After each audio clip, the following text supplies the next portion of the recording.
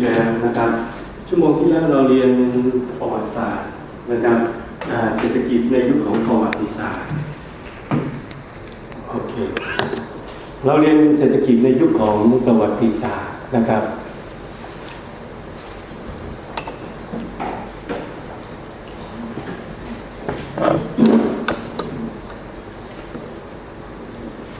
โอเคอย่างที่ผมบอกนักศึกษาไปนะครับผมแบ่งระบบการศึกษาเราเป็น2 ส่วนใหญ่ๆนะครับแยกกันอย่างเด่นชัดนะครับก็คือในเรื่องของประวัติและที่เศรษฐกิจในยุคของประวัติศาสตร์นะครับแล้วก็มาถึงในช่วงของยุคเศรษฐกิจสมัยใหม่นะครับโดยผมแบ่งในยุคของสมัยใหม่ก็เริ่มตั้งแต่ลัทธิคลาสสิกไปนะครับเราก็จะเริ่มตั้งแต่ตรงนั้นไปซึ่งจะมีอิทธิพลนะครับกำหนดอยู่ในระบบเศรษฐกิจในยุคปัจจุบันนะครับอันนี้ก็จะเป็นเส้นที่ผมแบ่งเอาไว้ในการศึกษาจากการศึกษาที่ผ่านมาในบทที่1เราศึกษาถึงเครื่องมือนะครับแล้วก็ขอบเขตทั้งหลายในเรื่องของลัทธิเศรษฐกิจนะครับไม่ว่าจะเป็นเครื่องมือที่ใช้ในการศึกษาตัวลัทธิเองแล้วก็ชี้ให้เห็นถึง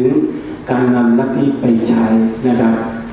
ก็อย่างที่ผมบอกนักศึกษานะครับความจริงแล้วแนวความคิดในลัทธิเศรษฐกิจนั้นมีอยู่เยอะแยะมากมายหลากหลายนะครับ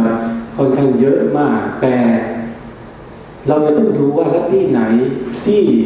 เป็นแนวความคิดที่สามารถนำมาใช้ปฏิบัติได้จริงเราก็จะเรียกมันว่าเป็นเศรษฐศาสตร์กระแสหลักนะครับส่วนลัทธิที่ไม่สามารถนำมาใช้ได้จริงโดยทั่วไปเราก็จะเรียกเป็นเศรษฐศาสตร์กระแสรองแต่ทั้งนี้ไม่ว่าจะเป็นลัทธิไหนก็แล้วแต่นะครับความสำคัญของมันมีอยู่นะครับบางครั้งนะครับเราใช้ในลัทธิเศรษฐศาสตร์กระแสหลักอยู่แต่เราจะเห็นเลยว่ามันก็มีจุดบกพร่องอยู่ซึ่งมันก็จะไปมีส่วนเติมเต็มอยู่ในเศรษฐศาสตร์กระแสรองเห็นไหมครับดังนั้นมันไม่มีลัทธิใดลัทธิหนึ่งเนี่ยสามารถที่จะอธิบายได้โดยแบบเป็นทฤษฎีโดยทั่วไปแล้วก็ครอบคลุมทุกอย่างนะครับมีความสมบูรณ์ไม่ว่าจะเป็นในเรื่องของการเจริญเติบโตความยุติธรรมอะไรอย่างเงี้ยมันไม่มีนะครับนั้นถ้าเราจะแบ่งลัทธินะครับจากเส้นตรงนี้เราจะแบ่งออกมานักศึกษาจะเห็นว่าลัทธิเศรษฐศาสตร์กระแสหลักนั้นนะครับเราก็จะมองในเชิงที่มันสะท้อนมุมของความต้องการของคนจริงๆนะครับแต่จะไม่มองในเชิงของความยุติธรรมมากเท่าไหร่นะเห็นไหมครับนี่ก็คือจุดแข็งและจุดอ่อนดังนั้นไอเศรษฐศาสตร์กระแสรองทั้งหลายเนี่ยบางทีเราก็จะมาใช้เพื่อเติมเต็มในส่วนของความยุติธรรมในระบบเศรษฐกิจหรือก็อาจจะมีอีกแนวหนึ่งที่เราสามารถจะดูได้ในแนวทางของเศรษฐศาสตร์กระแสหลักเองก็อาจจะมีกระแสหลักที่สามารถมอง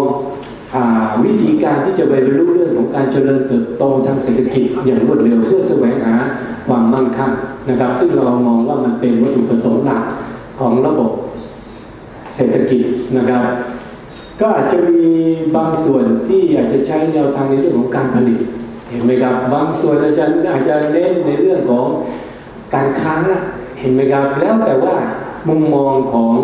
ลัทธิไหนเป็นอย่างไรนะครับก็จะเป็นในลักษณะอย่างที่ผมพูดมาในลักษณะอย่างนี้นี่ก็คือภาพโดยทั่วไปที่เราเรียนในบทที่1นะครับส่วนในบทที่2ที่เราเริ่มเรียนแล้วนะครับก็คือเรื่องของประวัติศาสตร์นะครับในยุคของประวัติศาสตร์ผมก็เริ่มจับมาตั้งแต่ในยุคของ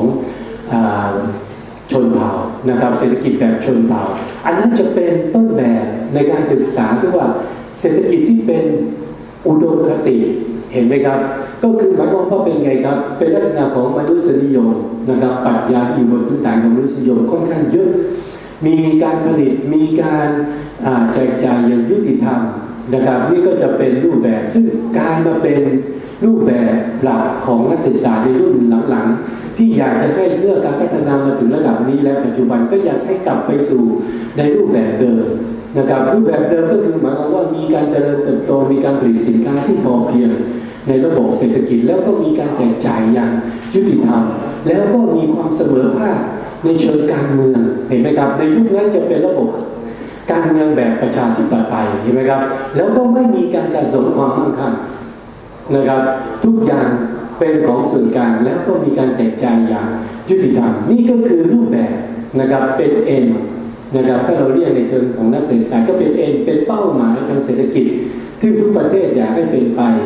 นะครับแต่พอระบบเศรษฐกิจเริ่มเกิดการพัฒนาขึ้นมาเห็นไหมครับผลิตสินค้าออกมาได้เยอะเห็นไหมครับนี่ก็คือสิ่งแรกเลยที่เราดูนะครับแต่ก่อนที่ผมจะลงไปตรงนี้ผมจะให้กรอบไว้นิดหนึ่งนะครับเวลานักศึกษาจะเห็นว่าอาจารย์พูดแล้วทำไมมันมีเนื้อหาเรื่องก็เยอะแยะกว้างขวางนะครับมีกรอบในการพูดไหมมีกรอบในการคิดไหมโดยส่วนตัวของผมเองผมจะใช้กรอบในลักษณะอย่างนี้ก็คือกรอบในด้านการผลิตอันแรกเห็นไหมครับกรอบที่สองที่เราจะดูก็คือในเรื่องของการแลกเปลี่ยนนะครับการแลกเปลี่ยนจะเป็นรูปแบบการค้าหรือเรื่อง barter trade system หรืออะไรนี่เยอะแยะมากมายนะครับกรอบที่สามที่ผมใช้วิเคราะห์นะครับเวลาผมสอนผมก็จะมีกรอบตรงนี้อยู่ไว้ในใจก็คือเรื่องของการกระจายรายได้เป็นยังไงเห็นไหมครับดังนั้นในกรอบของผมก็จะมีเรื่องของ growth และก็ในเรื่องของความยุติธรรมในระบบเศรษฐกิจซึ่งอยู่ก็จะเป็นในรูปแบบในลักษณะอย่างนี้นะครับงั้นเวลาผมพูดไปบางทีนักศึกษาอาจจะไม่รู้นะครับเห็นฟังแล้วก็มีบรรยายในเนื้อหาค่อนข้างเยอะรายละเอียดค่อนข้างเยอะและตัวอาจารย์มีกรอบไหมเห็นไหมครับในหนังสือเราไม่ได้เขียนว่ากรอบเป็นอย่างไรนะครับดังนั้นนักศึกษาจะเห็นพอเราเริ่มเข้าอยู่ในสู่ในยุคประวัติศาสตร์นะครับเข้าสู่ยุคประวัติศาสตร์เพราะเป็นในการศึกษาสิ่งแรกเลยที่เราจะดูเราก็ดูในเรื่องของการผลิตก่อนเลยเห็นไหมครับการผลิตยังเป็นแบบพอเพียงนะครับแล้วเป็นไงครับการแลกเปลี่ยนนะครับก็เป็นการแลกเปลี่ยนอย่างยุติธรรมเป็นระบบ barter trade system เป็นลักษณะอย่างนั้นนะครับในระบบการกระจายรายได้เป็นไงครับทรัพย์สินเป็นของส่วนกลางทุกคนมีสิทธิ์เห็นไหมครับนี่ก็คือรูปแบบของการสร้างความยุติธรรมแต่พอเข้ามาสู่ในยุคของกรีกเห็นไหมครับมันเริ่มเกิดวิวัฒนาการเกิดการพัฒนาในเรื่องของเทคโนโลยีผมกำลังพูดในกรอบไหนครับกรอบการผลิตอยู่เห็นไหมครับการกรอบการผลิตพัฒนาเทคโนโลยีขึ้นมาก็อาจจะมีทุนขึ้นมาเห็นไหมครับมีตัวแคปิตอลเข้ามาช่วยเหลือในการผลิตทำให้เป็นไงครับผ่อนแรงผ่อนเบาแรงงานก็ไปลงไปค่อนข้างเยอะเมื่อมีการพัฒนาในลักษณะของทุนขึ้นมาแล้วก็มีการพัฒนาอะไรต่อไปครับก็คือเทคโนโลยีเห็นไหมครับหลังจากที่เกิดในลักษณะนี้ขึ้นมาผลผลิตก็เกิดขึ้นมาอย่างค่อนข้างเยอะมากมายนะครับพอมากมายเกิดอะไรขึ้นครับมันก็เข้าไปสู่กรอบที่สองที่ผมพูดเรื่องการค้ายังไม่เกิดขึ้นในระบบตอนนี้มันก็นำไปสู่กรอบของการกระจายรายได้คือในเรื่องของการถือกรรมสิทธิ์ในทรัพย์สินเห็นไหมครับพอมันปลีกออกมาปุ๊บแล้วเมื่อเรามองในเรื่องของการกระจายรายได้การกระจายรายได้เราก็ต้องมองว่ามีการนำตัวผลิตภัณฑ์นะครับผลผลิตที่ผลิตได้นั้นเอามากระจายแบ่งอย่างยุติธรรมให้กับปัจจัยการผลิตหรือเปล่าก็คือหนึ่งทุนได้เป็นยังไงที่ดินเท่าไหร่แรงงานเท่าไหร่เห็นไหมครับมันก็จะเป็นกรอบวิเคราะห์ของทางเศรษฐศาสตร์เป็นในลักษณะนี้สิ่งที่เราดูตอนนี้เราจะเห็นเลยว่าเป็นไงครับแรงงานได้รับผลผลิตออกมาไม่ได้เท่ากับส่วนที่เขาผลิตได้ขึ้นมาเห็นอย่างครับงั้นนักศึกษาถามว่าส่วนที่แรงงานผลิตได้ขึ้นมาเป็นเท่ากับเท่าไหร่นะครับนักเศรษฐศาสตร์เราก็วิเคราะห์ได้ง่ายๆโดยใช้ทฤษฎีในลักษณะที่ว่าเป็นไงครับเมื่อใส่แรงงานเพิ่มเข้าไปแล้วผลผลิตที่เพิ่มขึ้นมาเป็นเท่าไหร่อันนั้นก็น่าจะเป็นส่วนที่เพิ่มมาจากการผลิตของปัจจัยการผลิตในส่วนของแรงงานเขาก็ควรจะได้ผลตอบแทนในระดับนั้นนะถ้าเป็นอย่างนี้เป็นไงครับการกระจายรายได้ในระบบสังคมนั้นก็เกิดความยุติธรรมเห็นไหมครับแต่ในความเป็นจริงไม่ใช่มันก็จะเกิดในลักษณะของการให้ไปน้อยกว่าและก็เกิดอะไรขึ้นครับในระบบเศรษฐกิจที่เราเรียน economic ตัว surplus ส่วนเกินในระบบเศรษฐกิจขึ้นมาเห็นไหมครับตรงนี้ก็เลยนำไปสู่เลยครับการถือกองกรรมสิทธิ์ในทรัพย์สินเห็นอย่างครับนี่ก็คือเบื้องฐานที่เราเกิดขึ้นมาจากลัทธิของชนเผ่าในยุคของเศรษฐกิจระบบชนเผ่านะครับในชั่วโมงที่แล้วเรามาถึงเศรษฐกิจในยุคกรีกตรงนี้ผมจะบรีฟเลยนะครับแต่ที่ต้องบรรยายเพราะว่าเขามีการอ่านเทปเพิ่มเดียวไม่งั้นพอผมพูดปุ๊บเด็กที่เขาฟังแต่ต้นเนี่ยเขาจะไม่รู้ผมพูดอะไรทำไมอยู่ดีโผล่ไปตรงนู้นเลยนะครับผมเลยต้องรีวิวย้อนหลังแบบเร็วๆนะครับแต่ก็การบรรยายก็จะไม่เหมือนกับครั้งที่แล้วนะครับผมก็จะพยายาม ครั้งที่แล้วเราจะลงในลักษณะเป็นรายละเอียดค่อนข้างเยอะวันนี้ผมพูดในลักษณะของบรีฟภาพรวมให้ดูนะครับทีนี้เราเป็นยังไงครับเราเกิดฟิโลโซเฟอร์เกิดขึ้นมาอย่างเยอะแยะมากมายนะครับในยุคนี้เป็นยุคของนักคิดและระบบเศรษฐกิจก็เกิดขึ้นอย่างเป็นรูปเป็นร่างนะครับเกิดนักปรัชญานะครับก็ออกมามีอยู่เยอะหลายคนอย่างเช่นคนแรกในรูปนะครับที่เราดูนี่ก็คือเพลโตความจริงมีโซเครติสมีซีโนฟอนมีอีกหลายคนเยอะแยะแต่เพื่อให้การบรรยายนะครับเราได้เห็นภาพเราก็จะดึงเฉพาะคนที่เรามีความสำคัญขึ้นมาตอนนี้ในหนังสือมีรายละเอียดอยู่ค่อนข้างเยอะนะครับอย่างเพลโตนี่ก็เป็นลูกศิษย์ของโซเครติสแล้วก็เป็นอาจารย์ของอริสโตเติลนะครับเพลโตเป็นยังไงครับเป็นคนมองกรอบในเรื่องของอะไรครับระบบการเมืองเห็นไหมครับสร้างยูโทเปียขึ้นมาแนวความคิดในเรื่องของยูโทเปียซึ่งยูโทเปียเป็นไงครับก็กลับไปสู่ส่วนต้นที่ผมอธิบายเมื่อกี้ก็เป็นแบบชนเผ่าเห็นไหมครับกรรมสิทธิ์ในทรัพย์สินไม่เอาไม่ให้มีเห็นไหมครับแล้วก็เป็นยังไงครับต้องการผู้ที่มาปกครองเป็นไงครับเป็นราชานักปราชญ์และอริสโตเติลเองก็ยอมรับเรื่องการแบ่งชนชั้นในระบบการผลิตอยู่นะครับแล้วก็ระบบการปกครองแล้วก็การเรื่องของการกระจายรายได้ก็มีการแบ่งไปตามชนชั้นนะครับแต่ก็มีการสร้างเงื่อนไขนะครับขึ้นมานะครับเพื่อให้การถือครองกรรมสิทธิ์ในทรัพย์สินนั้นมีความยุติธรรมนะครับแต่ก็สอดคล้องกับชนชั้นเห็นไหมครับโดยใช้เกณฑ์การวัดอะไรครับก็คือเกณฑ์การวัดของที่ดินในยุคนั้นเป็นไงครับการถือครองกรรมสิทธิ์ในทรัพย์สินก็จะเอาที่ดินมาแบ่งให้กับทุกคนนะครับที่อยู่ในยุคกรีกทุกคนมีสิทธิ์ได้ถือครองกรรมสิทธิ์ในทรัพย์สินเสร็จแล้วเป็นไงครับก็กำหนดว่าทรัพย์สินที่ตัวเองหาได้มานั้นจะต้องไม่เกิน4เท่าของกรรมสิทธิ์ของในที่ดินที่เรามีอยู่งั้นมูลค่าทรัพย์สินที่คุณมีอยู่ก็ไม่เกิน4เท่าเห็นไหมครับมันก็จะเป็นไปตามลำดับของชนชั้นเห็นยังครับอันนี้ก็คือกรอบของการที่จะเริ่มการแสวงหาความมั่งคั่งมากขึ้นเพราะในยุคนี้เกิดอะไรขึ้นครับในเรื่องของการค้าเห็นไหมครับในเรื่องการแลกเปลี่ยนมีระบบการค้าเข้ามาเห็นไหมครับเป็นแนวคิดที่การต้องการเน้นแสวงหาความมั่งคั่งนะครับนักเศรษฐศาสตร์เริ่มถามแล้วว่าจะหาความมั่งคั่งจากในระบบเศรษฐกิจได้อย่างไรนักปราชญ์ในยุคนี้ก็บอกว่าต้องได้มาจากการค้านะครับการค้าเป็นการแสวงหาความมั่งคั่งนะครับในยุคนี้แล้วก็ในเรื่องของการผลิตเป็นยังไงครับในด้านการผลิตการแสวงความมั่งคั่งในด้านการผลิตเป็นยังไงครับในยุคนี้ก็บอกในเรื่องของการเกิดมหานครนะครับการรวมตัวกันเป็นรัฐเป็นกลุ่มขึ้นมาเห็นไหมครับเมื่อรวมกลุ่มเห็นไหมครับเป็นกลุ่มเป็นก้อนขึ้นมามันเกิดอะไรขึ้นครับเกิดการแบ่งงานกันทำเห็นไหมครับผลิตสินค้าได้เยอะขึ้นกว่าเดิมเห็นไหมครับถ้าพูดอย่างนี้ก็คือในเรื่องอะไรครับประสิทธิภาพของการผลิตเกิดขึ้นสินค้าก็เกิดขึ้นเห็นไหมครับเป็นในลักษณะอย่างนี้นี่ก็คือ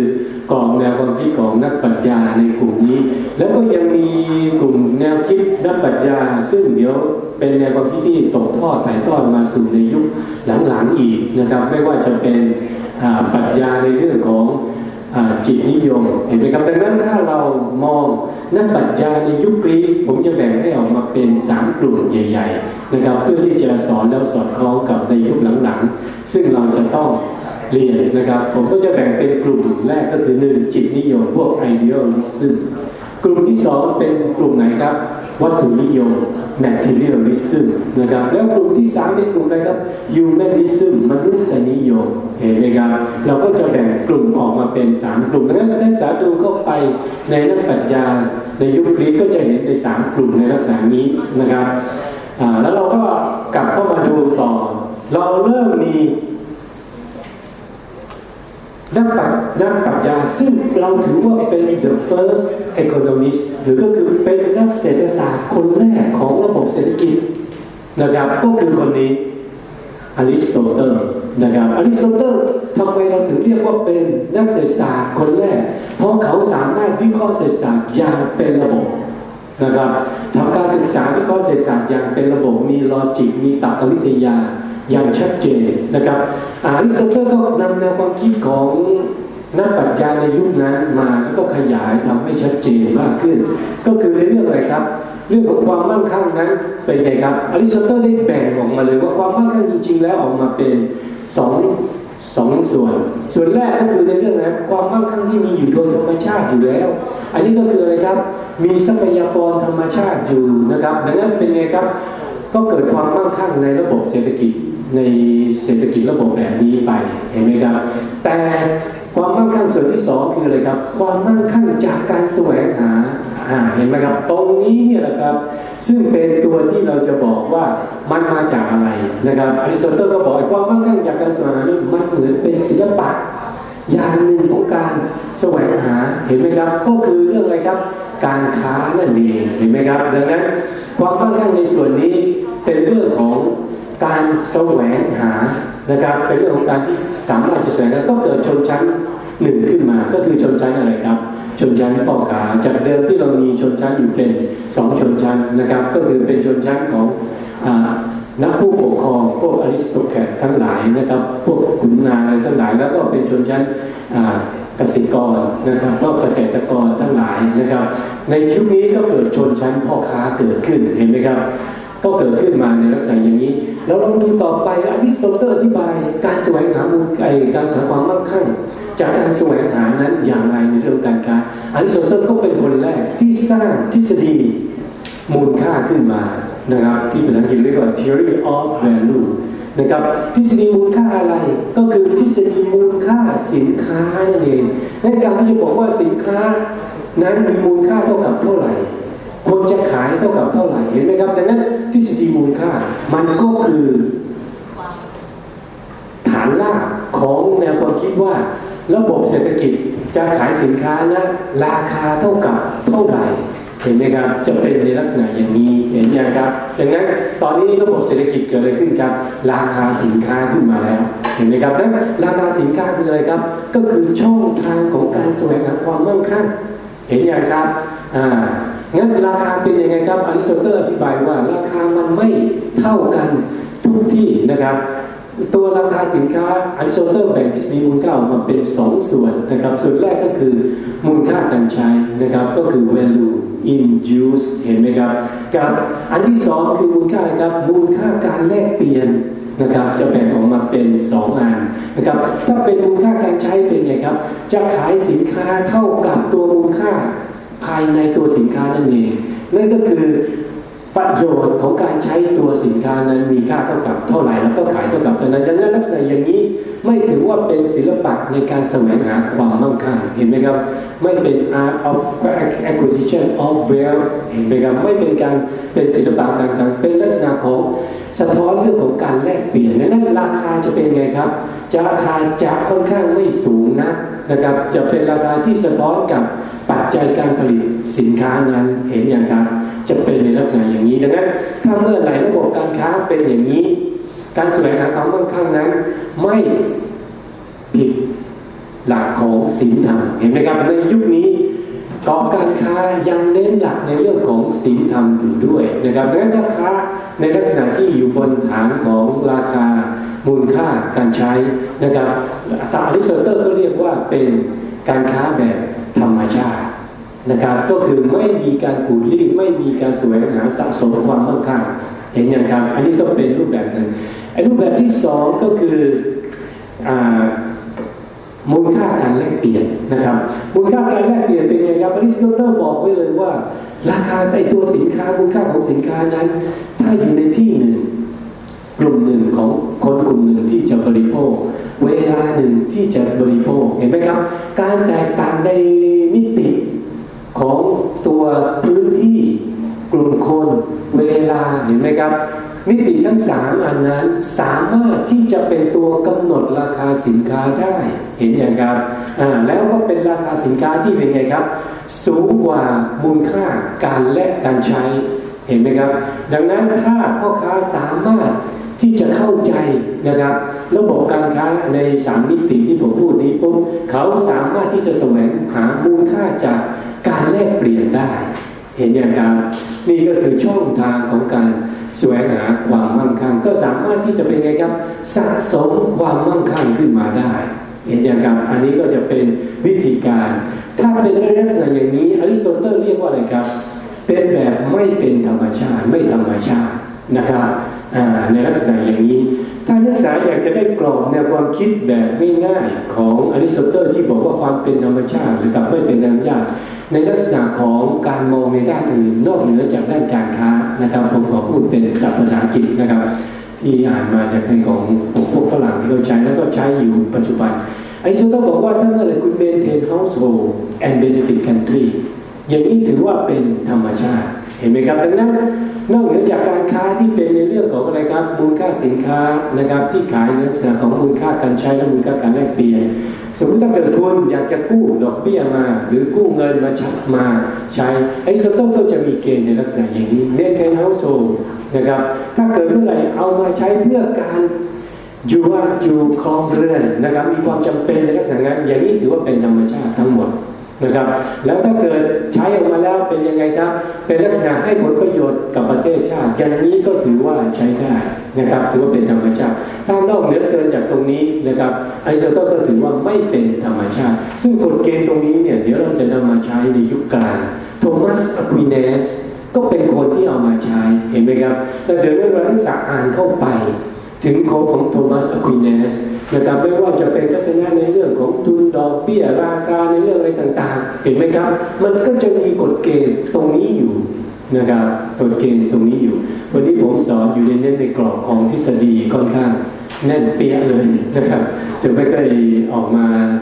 ในลักษณะของเชิงประยุกต์มากนะครับเพราะว่าเขาจะต้องบันทึกแล้วก็เผยแพร่นะครับแล้วก็ดังนั้นต้องเน้นในเรื่องของกรอบของทฤษฎี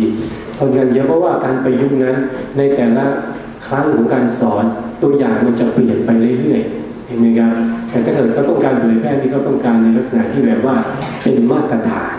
นะครับว่าแล้วการประยุกต์ก็จะเป็นหน้าที่ของนักศึกษาดังนั้นตรงนี้ผมไม่ได้ใส่ในเรื่องบทประยุกต์เข้าไปเท่าไหร่นะครับนักศึกษาต้องเข้าใจดูต้องรู้ว่าตรงนี้นะครับ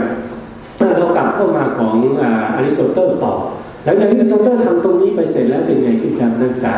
นะครับอริสโตเติลก็ยังคงอธิบายต่อไปอีกนะครับอธิบายต่อไปหลังจากที่อธิบายทฤษฎีมูลค่าขึ้นมาอริสโตเติลเองก็ยังอธิบายในเรื่องของอะไรครับในเรื่องของระบบการเงินเห็นไหมครับระบบการเงินนั้นเป็นยังไงครับก็จะมีคุณสมบัติอยู่นะครับของตัวเงินของมันเองนะครับซึ่งก็จะมาเป็นมาตรฐานการเรียนของเศรษฐศาสตร์การเงินในช่วงยุคหลังนะครับ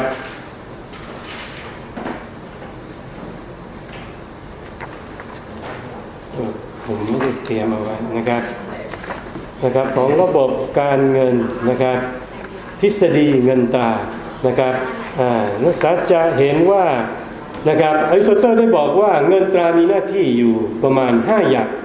เป็นตัวการในการแลกเปลี่ยนเห็นไหมครับมันต้องมีมูลค่าของมันในตัวของมันเองสามารถที่จะนำมาแลกเปลี่ยนกันได้นะครับอันที่2เป็นทุนเงินตราก็คือหมายความว่าไงครับเงินตรานั้นสามารถเอาไปใช้เป็นทุนได้ประกอบอาชีพต่อไปเป็นมาตรวัดมูลค่าเห็นไหมครับวัดมูลค่าเลยครับก็เป็นตัวสะท้อนที่ออกมาในรูปของระดับราคาเห็นไหมครับวัดออกมาว่าราคาของตัวสินค้าที่เมื่อกี้เราพูดแล้วว่านะครับว่าสินค้าควรจะเป็นมีมูลค่าเท่ากับเท่าไหร่อริสโตเติลก็สร้างทฤษฎีมูลค่าขึ้นมาก็คือมูลค่าการใช้คือมูลค่าการแลกเปลี่ยนมูลค่าการใช้เห็นไหมครับก็ต้องตีออกมาเป็นราคาสินค้าดังนั้นในตัวเงินตัวนี้เนี่ยแหละเห็นไหมครับเป็นตัวที่จะวัดออกมาว่ามันควรจะมีราคาเป็นราคาเท่ากับอะไรก็คือเป็นมาตรวัดมูลค่าขึ้นมาได้นะครับตัวที่4ก็คือเป็นสิ่งสะสมมูลค่าเห็นไหมครับก็คือพูดง่ายๆถ้าคุณต้องการมีกรรมสิทธิ์ในทรัพย์สินแล้วคุณจะต้องถือครองทรัพย์สินอย่างไรในยุคนี้เราก็จะแบ่งออกมาเห็นไหมครับสินทรัพย์ที่สามารถที่จะเป็นสิ่งที่สะสมมูลค่าได้ก็คือเป็นด้านไหนครับที่ดิน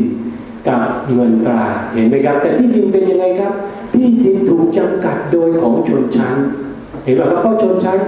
มีสิทธิ์ที่จะถือครองที่ดินได้ในจำนวนตามที่กฎหมายในยุคนั้นระบุไว้นะวิธีการเรื่องของการสะสมความมั่งคั่งจึงเป็นไงครับมาอยู่ในส่วนของตัวเงินตราเห็นอย่างครับจะเป็นในลักษณะอย่างนี้ สุดท้ายนะครับหน้าที่ของเงินสุดท้ายก็คือใช้เพื่อการแลกเปลี่ยนในอนาคตไอ้นี่ก็หมายถึงอะไรครับหมายถึงการบริโภคในอนาคตนั่นเองเห็นยังครับสมมุติว่าคุณมีความมั่งคั่งอยู่คุณมีสินค้าอยู่แต่คุณไม่ต้องการบริโภคณเวลาปัจจุบันเห็นไหมครับคุณต้องการพองถ่ายเวลาออกไปในการบริโภคในอนาคตคุณก็สามารถที่จะทำได้โดยการใช้อะไรเป็นตัวทำหน้าที่ครับก็คือตัวเงินเห็นไหมครับดังนั้นเงินจึงทำหน้าที่ใช้เพื่อการแลกเปลี่ยนในอนาคตก็คือการใช้ไปบริโภคในอนาคตใช้ในการโดยสรุปนะครับใช้เพื่อการบริโภคในอนาคตใช้เป็นการสะสมเงินตราเป็นสื่อกลางในการแลกเปลี่ยนในการวัดมูลค่าเห็นไหมครับจะเป็นในลักษณะนี้ถ้าเราแบ่งรูปตรงนี้ออกมาง่ายๆเห็นอย่างครับมันก็จะสอดคล้องกับกรอบที่ผมพูดเมื่อกี้นะครับในเรื่องของการผลิตออกมาก่อนว่ามันมีมูลค่าสักเท่าไหร่เสร็จแล้วมาแลกเปลี่ยนเห็นไหมครับกำหนดออกมาเป็นตัวราคาส่วนสุดท้ายเป็นไงครับก็เป็นการสะสมในกรรมสิทธิ์ของทรัพย์สินนั่นเองเห็นไหมครับและเงินตราตรงนี้เป็นไงครับก็ทำหน้าที่ทั้ง3ด้านอย่างสมบูรณ์แบบเห็นอย่างครับงั้นเวลาผมวิเคราะห์เวลาผมมองผมก็จะมองกรอบในลักษณะอย่างนี้นะครับหลังจากที่หมดยุคกรีกเห็นไหมครับก็คืออริสโตเติลคนนี้เองก็หมดหลังจากนี้ก็หมดยุคกรีกแล้วก็สู่เข้ายุคโรมันยุคโรมันนั้นเห็นไหมครับก็จะมีวิวัฒนาการที่ไม่เหมือนกับยุคกรีกนะครับจากเริ่มแรกการสะสมความมั่งคั่งของยุคโรมันมาจากอะไรครับก็มาจากการเป็นจักรวรรดิผู้พิชิตก็บุกยึดดินแดนเห็นไหมครับแล้วก็การสะสมความมั่งคั่งมาจากอะไรครับการบุกปล้นสะดมแล้วก็ยึดทรัพย์สินมาแล้วก็ยึดถืออะไรครับพื้นที่ที่ดินนะครับเอามาเพราะว่าในยุคนั้นที่ดินถือว่าเป็นสิ่งที่มีมูลค่าเห็นไหมครับดังนั้นในยุคแรกของโรมันจะเป็นในลักษณะอย่างนี้นะครับหลังจากที่บุกยึดมาเรื่อยๆอาณาจักรโรมันก็ยิ่งใหญ่นะครับในยุคในลักษณะของการปกครองเป็นไงครับก็มีความสมบูรณ์เป็นในลักษณะของการปกครองในเชิงของพวกกลุ่มอริสโตแครตแล้วก็เป็นในส่วนของประชาธิปไตยสลับปรับเปลี่ยนกันไปตามยุคและสมัยเห็นอย่างครับดังนั้นนักศึกษาจะเห็นการเมืองนั้นมีอิทธิพลต่อระบบเศรษฐกิจแล้วในยุคนี้ถ้าเมื่อไหร่ก็แล้วแต่เป็นยุคของจักรวรรดิผู้พิชิตเห็นไหมครับการปกครองก็โน้มเอียงไปในลักษณะของเป็นไงครับการปกครองแบบมีอำนาจเด็ดขาดซีซ่าค่อนข้างใหญ่นะครับมีอำนาจเด็ดขาดแต่ถ้าเมื่อไหร่เป็นประชาธิปไตยเห็นไหมครับก็จะไปเฟื่องฟูขยับขยายในเรื่องของการค้าขึ้นมาเห็นไหมครับดังนั้นมันก็จะมีการเกี่ยวเนื่องกันระหว่างการเมืองกับเศรษฐกิจอยู่ด้วยนะครับในรูปแบบมากำหนดเราลองมาดูต่อแล้วในรูปแบบของเศรษฐกิจเองมันก็มีกลไกของมันในการกำหนดตัวของมันเองอยู่นะครับหลังจากที่จักรวรรดิโรมันพิชิตไปดินแดนไปเรื่อยๆเกิดอะไรขึ้นครับดินแดนที่พิชิตมันก็เริ่มหมดไปดังนั้นการแสวงความมั่งคั่งก็เริ่มมีการปรับเปลี่ยนขึ้นมาอีกเห็นไหมครับเปลี่ยนจากอะไรครับเปลี่ยนจากโครงสร้างกรรมสิทธิ์สินทรัพย์ระบบการผลิตก็คือที่ดินนั่นเองเห็นอย่างครับเริ่มมาจากการเริ่มใช้ที่ดินแล้วทีนี้มาใช้เพื่อการเพาะปลูกดังนั้นในยุคนี้เป็นไงครับการสะสมความมั่งคั่งก็มาจากการผลิตที่ดินขนาดใหญ่มากๆนะครับในยุคนั้นเราจะเรียกว่าเป็นลาติฟูเดียมนะครับลาติฟูเดียมเป็นระบบการผลิตที่เป็นอย่างไรเป็นการผลิตที่เป็นเกษตรกรรมขนาดใหญ่เห็นไหมครับแล้วใช้ปัจจัยการผลิตอย่างไรก็ใช้แรงงานที่เป็นทาสเห็นไหมครับมันยังไม่มีแรงจูงใจที่จะไปพัฒนาในเรื่องของตัวเทคโนโลยีหรือทุนเห็นไหมครับอย่างนั้นในยุคแรกขึ้นมามันก็ใช้หลักการแสวงหาส่วนเกินเซอร์พลัสจากในระบบการผลิตก็ใช้ผ้าเห็นไหมครับซึ่งมีอยู่จำนวนมากมายมหาศาลผลิตเพราะผลิตไปเกิดส่วนเกินใครเป็นคนเก็บไปครับก็คือพวกกลุ่มขุนนางศักดินาทั้งหลายก็จะเป็นผู้แสวงหาความมั่งคั่งในลักษณะนี้ขึ้นมาหลังจากนั้นระบบเป็นยังไงครับระบบเศรษฐกิจก็เกิดวิวัฒนาการสูงขึ้นอีกเกิดอะไรขึ้นครับก็นำผลิตผลที่ผลิตได้เยอะไปสู่ระบบการค้าเห็นไหมครับแล้วรูปแบบและวงจรมันก็จะคล้ายๆเดิมเห็นไหมครับคล้ายๆเดิมนะครับออกมาเป็นไงครับก็จะไป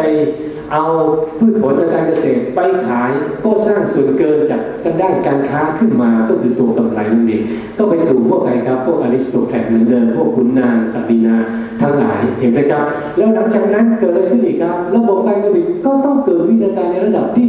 สูงขึ้นไปอีกเห็นไหมครับก็จะเกิดการพัฒนาผลิตในด้านสินค้าที่เป็นอุตสาหกรรมเพราะในยุคนี้เป็นไงครับการค้าเริ่มเฟื่องฟูแล้วเห็นยังครับพอมาถึงตรงยุคนี้เริ่มผลิตสินค้าที่เป็นอุตสาหกรรมก็เกิดชนชั้นใหม่ขึ้นมาเห็นไหมครับก็คือชนชั้นนักผลิตสินค้าขึ้นมาเห็นยังครับในยุคนี้เกิดอะไรขึ้นครับในช่วงยุครอยต่อนี้ก็เกิดระบบกฎหมายขึ้นมาที่เอื้ออำนวยให้มีความสมบูรณ์ของระบบอย่างการค้ามีระบบอย่างสมบูรณ์และในยุคนี้ถือว่าเกิดอะไรขึ้นนะครับเป็นกฎหมายที่ระบุเลยว่าการค้านั้นโดยได้รับการรับรองโดยกฎหมายแล้วทุกคนเป็นไงครับมีสิทธิและเสรีภาพอย่างเท่าเทียมกันนั่นคือหมายความว่าทุกคนมีสิทธิที่จะถือครองทรัพย์สินได้อย่างไม่จำกัดเห็นไหมครับระบบการค้าเป็นไงครับต้องมีเกณฑ์มาตรฐานราคาเป็นยังไงครับถูกกำหนดราคาถูกนำมาใช้เป็นเครื่องมือเห็นไหมครับการแลกเปลี่ยนการซื้อขายในอนาคตการเก็งกำไรเกิดขึ้นเห็นไหมครับเพราะราคาในอนาคตถือว่าเป็นการยอมรับโดยทางกฎหมายนะครับเมื่อมีการตกลงของพ่อค้าระหว่างการเกิดขึ้นนะครับทำสัญญาเกิดขึ้นปุ๊บราคาเป็นไงครับราคาในอนาคตถูกกำหนดขึ้นมาได้เห็นไหมครับงั้นมันก็จะเป็นส่วนที่มาช่วยเห็นไหมครับในเรื่องของการผลิตได้ว่าเมื่อคุณคาดคะเนราคาเป็นในสถานีนี่ก็คือต้นแบบของตลาดคอมมอดิตี้ที่ถัดต่อมาจากในรุ่นยุคหลังนั้นมันไม่ใช่มันเกิดในยุคนี้แต่มันเกิดขึ้นมาในยุคแรกๆแล้วมันเกิดขึ้นมาแล้วมันเกิดอะไรขึ้นครับทำให้เกิดการวางแผนทางด้านการผลิตได้อย่างถูกต้องเห็นไหมครับเมื่อคุณสามารถที่จะรู้ราคาในอนาคตได้เห็นไหมครับคุณก็สามารถที่จะวางแผนการผลิตในยุคปัจจุบันได้ดีที่สุดเพื่อแสวงหาเลยครับความมั่งคั่งจากการผลิตได้สูงมากที่สุดเห็นไหมครับเนี่ยมันจะมีลักษณะของวิวัฒนาการที่ค่อยๆสูงขึ้นและในยุคนี้เป็นไงครับตลาดเริ่มแผ่ขยายออกไปไกลมากขึ้นนะครับแล้วเกิดอะไรขึ้นครับเกิดชนชั้นใหม่ชั้นสุดท้ายก็คือชนชั้นพ่อค้าเพราะในระบบเศรษฐกิจเสรีนะครับมีการค้าขายอย่างปล่อยเสรีไม่มีการควบคุมมีการเก็งกำไรมีการผลิตอย่างมีประสิทธิภาพปล่อยให้ทุกอย่างดำเนินการไปนี่ก็คือระบบที่เราเรียกว่าทุนนิยมเห็นไหมครับดังนั้นไอ้ทุนนิยมนี่มันไม่ใช่เพิ่งเกิดนะครับมันเกิดมาตั้งแต่ในยุคของโรมันแล้วนะครับกรรมสิทธิ์ในทรัพย์สินคุณสามารถที่จะถือครองได้นะครับดังนั้นในยุคนี้เกิดยุคอะไรครับระบบหลักปรัชญาก็คือวัตถุนิยม materialism เกิดขึ้นอย่างเต็มตัวและก็เต็มรูปแบบเลยเห็นอย่างครับดังนั้นปรัชญาที่เป็นวัตถุนิยม materialism นั้นมันเป็นแนวความคิดที่ไปสะท้อนช่วยเหลือในเรื่องของทุนนิยมให้เกิดทุนนิยมดังนั้นถ้าเรามองตรงนี้ผมก็จะขยายปรัชญาตรงนี้ต่อเนื่องจากเมื่อกี้ที่เราเรียนในยุคของกรีกมาแล้วนะครับเราก็จะมองปรัชญาในลักษณะของวัตถุนิยมมองทั้งในเรื่องของการผลิตการบริโภคเห็นไหมครับผลิตต้องผลิตเป็นไงครับอย่างมีประสิทธิภาพเห็นไหมครับคุณดูตัวอย่างของในยุคโรมันเห็นไหมครับเมื่อมีการเก็งราคามีอะไรรู้เลยว่าจะผลิตตรงไหนได้กำไรเยอะสุดเป็นไงครับเราก็ move ปัจจัยการผลิตไปผลิตตรงนั้นไปผลิตตรงในส่วนที่เป็นอะไรครับการที่ให้ผลตอบแทนสูงที่สุดเห็นยังครับแล้วก็ผลิตลักษณะอย่างนี้เราเรียกว่าเป็นการผลิตที่มีประสิทธิภาพนะครับผลิตสินค้าแล้วมีการใช้ผลิตภัณฑ์ได้เยอะอย่างนั้นในยุคนี้ตอบสนองการบริโภคอย่างไม่จำกัดเห็นไหมครับเมื่อมีการผลิตนะครับในของทุนนิยมนะครับมีการผลิตอย่างมีประสิทธิภาพมีการบริโภคได้อย่างเหลือเฟือนะครับก็อย่างเหลือเฟือแล้วก็มีอะไรครับมีในเรื่องของถือครองกรรมสิทธิ์ในทรัพย์สินเห็นไหมครับอันนี้เป็นสิ่งจำเป็นเลยเห็นไหมครับนี่ก็คือการตัวสิ่งที่เป็นปัจจัยที่อยู่ในระบบเศรษฐกิจที่ไปสะท้อนตัวปรัชญาวัตถุนิยมนะครับถ้าออกมาในลักษณะอย่างนี้สิ่งที่จะต้องตามมาอย่างแน่นอนที่หลีกเลี่ยงไม่ได้ก็คือเรื่องของทุนนิยมนะครับสิ่งที่ตามมาอีกกรณีอีกเรื่องหนึ่งที่เป็นประเด็นหลักที่เราจะต้องดูและต้องเข้าใจอย่างละเอียดนะครับก็คือในเรื่องของการกระจายรายได้ในระบบแบบนี้การกระจายรายได้ห่วยมากๆนักศึกษา คนที่จะได้สูงสุดก็คือใครครับพ่อค้าหรือในทุนนั่นเองเห็นยังครับเพราะเป็นผู้ถือครองกรรมสิทธิ์ตรงนั้นแล้วก็เป็นคนกำหนดการแลกเปลี่ยนนะครับแล้วก็ไม่มีการแบ่งการที่ได้ความมั่งคั่งจากการผลิตจากการแลกเปลี่ยนออกมาแบ่งให้เกิดความยุติธรรมดังนั้นไอ้ส่วนเกินทางเศรษฐกิจตรงนี้เนี่ยนะครับก็จะส่วนใหญ่ก็จะไปอยู่ที่ระดับของพ่อค้าค่อนข้างมากไม่ว่าจะเป็นส่วนเกินในด้านการผลิตเห็นไหมครับที่เดินอยู่กับตกอยู่กับพวกอริสโตแครตพวกขุนนางศักดินาหลังจากที่พ่อค้าเข้ามาสู่ยุคตลาดเก็งกำไรได้แล้วกำหนดการซื้อขายล่วงหน้าได้เห็นไหมครับพ่อค้าเองก็มุ่งที่จะเป็นไงครับดึงส่วนตรงนี้ไปอยู่ในส่วนของตัวเองเห็นไหมครับอันนี้ก็เป็นกลไกนึงอีกกลไกนึงเราลองมาดูนะครับก็จะเห็น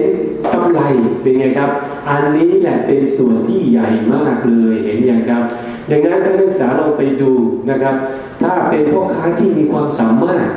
เห็นไหมครับเขาจะสามารถสร้างตรงส่วนนี้ได้เยอะกว่าส่วนเกินทางด้านการผลิตของที่เราพูดเมื่อกี้เซอร์พลัสตรงนั้นนะครับได้ค่อนข้างเยอะเห็นไหมครับแล้วตรงนี้ไปอยู่ตรงไหนครับก็จะไปตกอยู่กับพ่อค้าดังนั้นในยุคนี้ยุคโรมันแม้จะเป็นทุนนิยมมีการบริโภคได้อย่างเหลือเฟือผลิตได้อย่างมีประสิทธิภาพให้ถือครองกรรมสิทธิ์ได้นะครับแต่มันมีอะไรครับมันมีระบบชนชั้นเห็นไหมครับที่เป็นมาเป็นตัวกรอบกำหนดบีบเอาไว้นะครับบีบเอาไว้ถึงแม้อยู่ในปรัชญาของวัตถุนิยมแต่กลุ่มชนชั้นทาสเป็นไงครับก็ไม่สามารถจะบริโภคได้อย่างเหลือเฟือเห็นอย่างครับดังนั้นการขูดรีดไม่เพียงจากขูดรีดเมื่อกี้ที่ผมบอกจากการค้าจากการผลิตการค้าแม้กระทั่งในระบบชนชั้นมันก็ถูกขูดรีดอีกแล้วในยุคนี้เป็นไงครับชนชั้นส่วนใหญ่เป็นชนชั้นทาสชนชั้นพ่อค้ามีอยู่จำนวนเล็กน้อยเท่านั้นเองนะครับชนชั้นขุนนางมีจำนวนเล็กนิดเดียวเห็นอย่างครับมันจะเป็นในลักษณะอย่างนี้เสร็จแล้วเป็นไงครับระบบภาษียุคจักรวรรดิโรมันเป็นจักรวรรดิทหารมันจะต้องเป็นไงครับมีค่าใช้จ่ายทางด้านของการเลี้ยงบำรุงกองทัพค่าใช้จ่ายจำนวนมหาศาลเหล่านี้จะไปดึงมาจากไหนเห็นไหมครับตรงนี้ก็กลายเป็นดึงมาจากคนจนไม่ได้ดึงจากตัวพ่อค้าเห็นไหมครับเพราะทำไมยังดึงจากพ่อค้าไม่ได้เพราะพ่อค้าสามารถมีอำนาจเข้าไปแทรกแซงอยู่ในระบบการเมืองของในยุคโรมันเห็นไหมครับดังนั้นการเมืองยุคโรมันก็เริ่มอ่อนแอด้วยระบบนี้นี่เองเห็นอย่างครับเห็นไหมครับดังนั้นไอ้การแสวงหาผลประโยชน์ในระบบทุนนิยมนักศึกษาเห็นไหมครับเห็นวิวัฒนาการของการดึงในเชิงของทฤษฎีมากใช่ไหมครับวันนี้ผมสอนคนละสไตล์เลยนะครับผมสอนสไตล์ทฤษฎีแบบล้วนๆมันก็อาจจะไม่สนุกเท่าไหร่นะครับแต่เพื่อให้เป็นกรอบให้เด็กนักศึกษาที่ไม่ได้เข้าเรียนหรืออะไรเนี่ยนะครับเขาสามารถมีกรอบว่าเป็นอย่างไรนะครับงั้นวันนี้ผมสอนแบบวัตถุประสงค์อีกแนวหนึ่งไม่ได้เป็นแนวการเอาไปประยุกต์ใช้นะครับเป็นแนวกรอบของทฤษฎีนะครับดังนั้นต้องเข้าใจอาจจะไม่สนุกเหมือนตอนผมสอนก็เอาตัวประยุกต์ด้วยมันก็จะสนุกฟังแล้วแบบมันเพลินนะครับแต่ถ้าทฤษฎีก็จะว่าอยู่ในกรอบในลักษณะอย่างนี้นะครับเรานักศึกษาอ่านหนังสือท่านศึกษาก็ต้องดูกรอบในหนังสือมันก็จะไม่เป็นกรอบอย่างที่ผมพูดอย่างนี้มันจะพูดไปเรื่อยๆนะครับนักศึกษาก็ต้องดึงให้มันเป็นเป็น systematic เห็นไหมครับผมก็พยายามทำแบบอริสโตเติลอย่างที่ผมบอกคุณเห็นไหมครับหลังจากที่มองอ่านเสร็จแล้วก็ผมก็เอาภาพเศรษฐกิจจริงเป็นตัวตั้งแล้วก็ดูว่าไอ้สิ่งต่างๆนี่มันทำงานอย่างไรมันเป็นอย่างไรเห็นไหมครับดังนั้นในกรอบที่ผมใช้ในการเรียนการสอนตรงนี้มันก็เลยสะท้อนในระบบเศรษฐกิจจริงค่อนข้างเยอะเห็นไหมครับงั้นเราผมอธิบายมันจะมีกรอบของความเป็นจริงอยู่นะครับแล้วผมเอาทฤษฎีมาอธิบายใส่แล้วอธิบายเป็น movement ในลักษณะอย่างนี้ขึ้นมานะครับผมมาขอต่อเรื่องหลังจากนอกเรื่องไปนิดนึงกลับเข้ามาสู่เห็นไหมครับเมื่อเกิดการเจริญรุ่งเรืองคุณรู้แล้วว่าเหตุแห่งความรุ่งเรืองเกิดจากอะไรเกิดจากทางด้านไหนนะครับตอนนี้เราก็จะมาดูการล่มสลายของในยุคนี้ เมื่อระบบการกระจายรายได้ไม่เป็นธรรมอย่างมหาศาลแม้จะเปิดโอกาสให้อย่างเสรีเห็นไหมครับทุนวัตถุนิยมในยุคนี้เป็นไงครับหลักปรัชญาวัตถุนิยมเนี่ยที่รู้สึกใช้อย่างครบเต็มรูปแบบถ้านักศึกษาไปอ่านในหนังสือของอาจารย์สุนทรจะมีรายละเอียดอยู่เยอะแยะมากมายนะครับที่บอกว่าบทบาทของราคาทำหน้าที่อะไรได้บ้างกรรมสิทธิ์ในทรัพย์สินมีเห็นไหมครับงั้นเวลานักศึกษาอ่านนักศึกษาให้แยกออกมาเป็น2ประเด็นอย่างที่ผมพูดอย่างนี้นะครับเป็นยังไงแต่ในหนังสืออาจารย์สุนทรก็ไม่ได้แยกให้ดูว่ากรรมสิทธิ์ในทรัพย์สินนั้นเป็นอย่างไรดังนั้นในยุคนี้ต่างกับยุคกรีกยังไงครับในเรื่องการถือครองกรรมสิทธิ์ในทรัพย์สินผมมาวิเคราะห์ให้ดูอีกนิดหนึ่งเห็นไหมครับงั้นกรรมสิทธิ์ในทรัพย์สินในยุคนี้พ่อค้าสามารถจะถือครองได้2รูปแบบแรกก็คือที่ดินเห็นไหมครับไม่มีการจำกัดว่าโอเคคุณเป็นชนชั้นไหนแล้วถือครองที่ดินเท่าไหร่กฎหมายปฏิบัติใช้ได้อย่างเท่าเทียมกันหมดดังนั้นกฎหมายในยุคโรมันนั้นได้เป็นกฎหมายที่ตกทอดมาสู่ยุคปัจจุบันนะครับเขาเรียกว่ากฎหมายนานาชาติอะไรคือความหมายของคำว่ากฎหมายนานาชาติก็คือหมายถึงว่าเป็นการปฏิบัติทุกคนอย่างเท่าเทียมกันนะครับเป็นอย่างนี้ดังนั้นเราจะเป็นในลักษณะอย่างนี้ดังนั้นที่ดินจึงเป็นส่วนแรกของการถือครองกรรมสิทธิ์ในทรัพย์สินเห็นอย่างครับแล้วเราดูส่วนที่2ก็คืออะไรครับก็คือเงินตราเห็นไหมครับซึ่งมันยังใช้บทบาทในลักษณะของใครครับ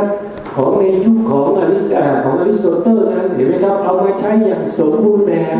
เห็นไหมครับดังนั้นเงินตรานี่ก็เป็นอีกส่วนหนึ่งเห็นไหมครับมาใช้นะครับมาเป็นตัวถือครองกรรมสิทธิ์ในทรัพย์สินผมลืมพูดประเด็นหนึ่งในระบบของการเก็งกำไรขออนุญาตแทรกตรงนี้เมื่อกี้พูดแล้วเลยนะครับก็คือในเรื่องของการเก็งกำไรเมื่อเกิดสภาพคล่องขึ้นมาในระบบเศรษฐกิจเห็นไหมครับในยุคนั้นเป็นไงครับอาณาจักรโรมันนั้นกว้างใหญ่และไพศาลมากผลปรากฏเป็นยังไงครับความมั่งคั่งที่สะสมอยู่ในของชนชั้นชาวปัสเซีย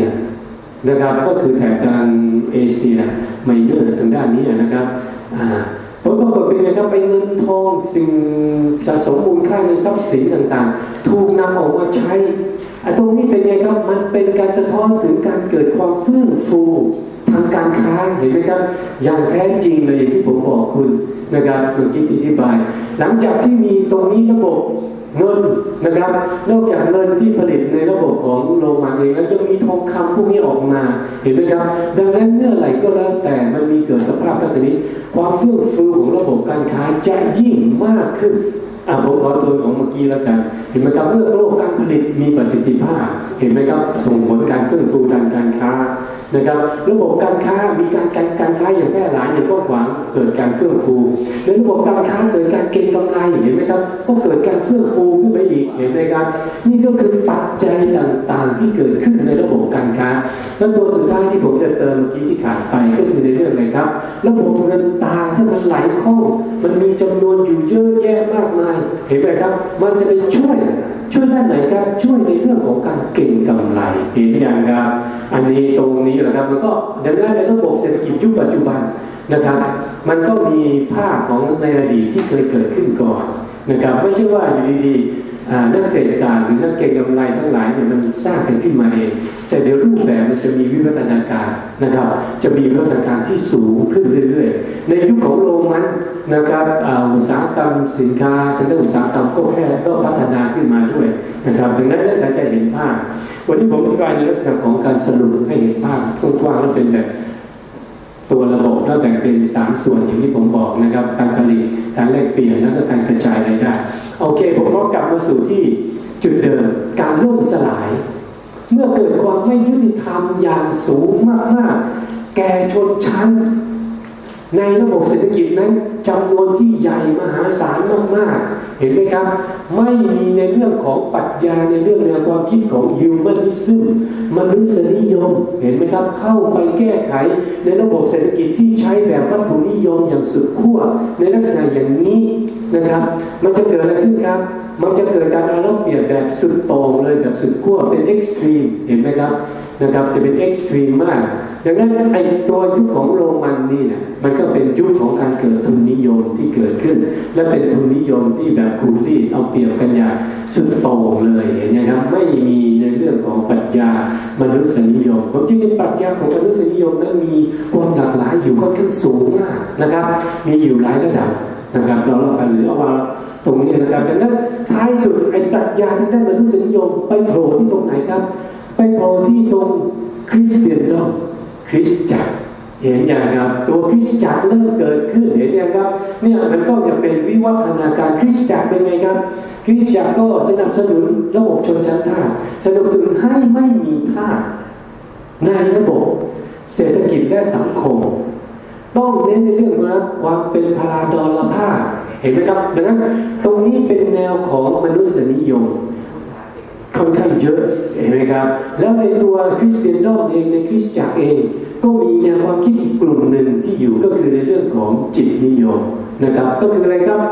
idealism เห็นอย่างครับแล้วก็ในตัวคริสเตียนดอมเองนะครับในตัวคริสตจักรเองถ้าเราแบ่งเราก็แบ่งออกมาเป็น2ส่วนนะครับส่วนแรกก็คือในเรื่องของจิตนิยมนะครับต้องเชื่อพระเจ้าต้องแสวงหาความสุขในโลกหน้าเห็นไหมครับมนุษย์ทุกคนมีความไม่เสมอภาคเห็นไหมครับมนุษย์ทุกคนเป็นส่วนหนึ่งในกลไกจักรกลของระบบจักรวาลก็คือทฤษฎีจักรวาลนะครับทุกคนมีความสำคัญเหมือนกันหมดเห็นไหมครับแ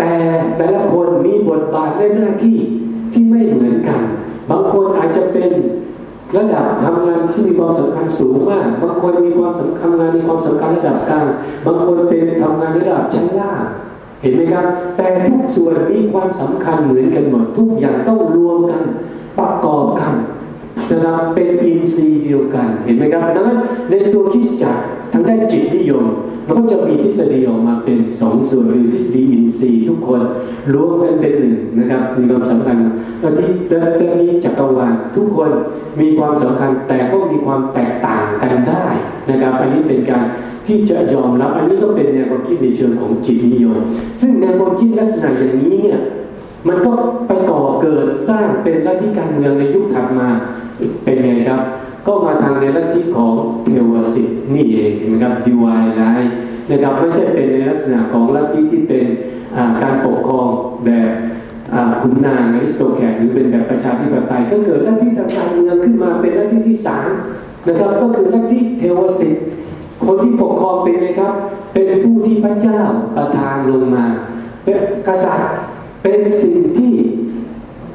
พระเจ้ายอมรับเห็นไหมครับเป็นความแตกต่างของบุคคลได้เห็นไหมครับแต่ทุกคนมีความสำคัญนะครับต้องรวมกันเป็นหนึ่งนั่นก็คือหมายว่าเมื่อมีกษัตริย์อยู่ระดับสูงสุดมีคุณนางในระดับรองลงมามีนักพ่อค้าในระดับกลุ่มที่3มีระบบกรรมกรนะครับแรงงานเป็นชนชั้นที่ถัดมาแล้วก็ต้องไม่มีระบบทาสดังนั้น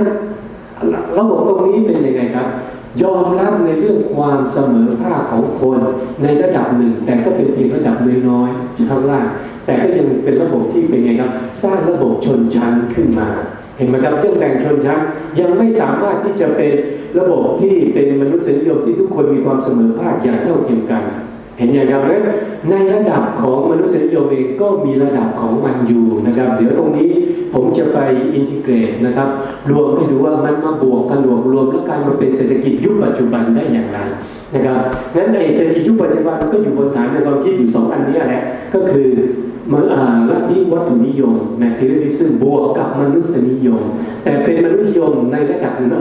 บไหนถ้าเป็นวัตถุนิยมนี่โอเคง่ายนะครับอย่างที่ผมบอกการผลิตการบริโภคนะครับแบ่งชัดเจนนะครับบริโภคเหลือเฟือไม่จำกัดผลิตมีประสิทธิภาพถ้าจะบริโภคอย่างเหลือเฟือไม่จำกัดคุณไม่ผลิตอย่างมีประสิทธิภาพคุณจะมีได้อย่างไรเห็นอย่างคุณจะมีได้อย่างไร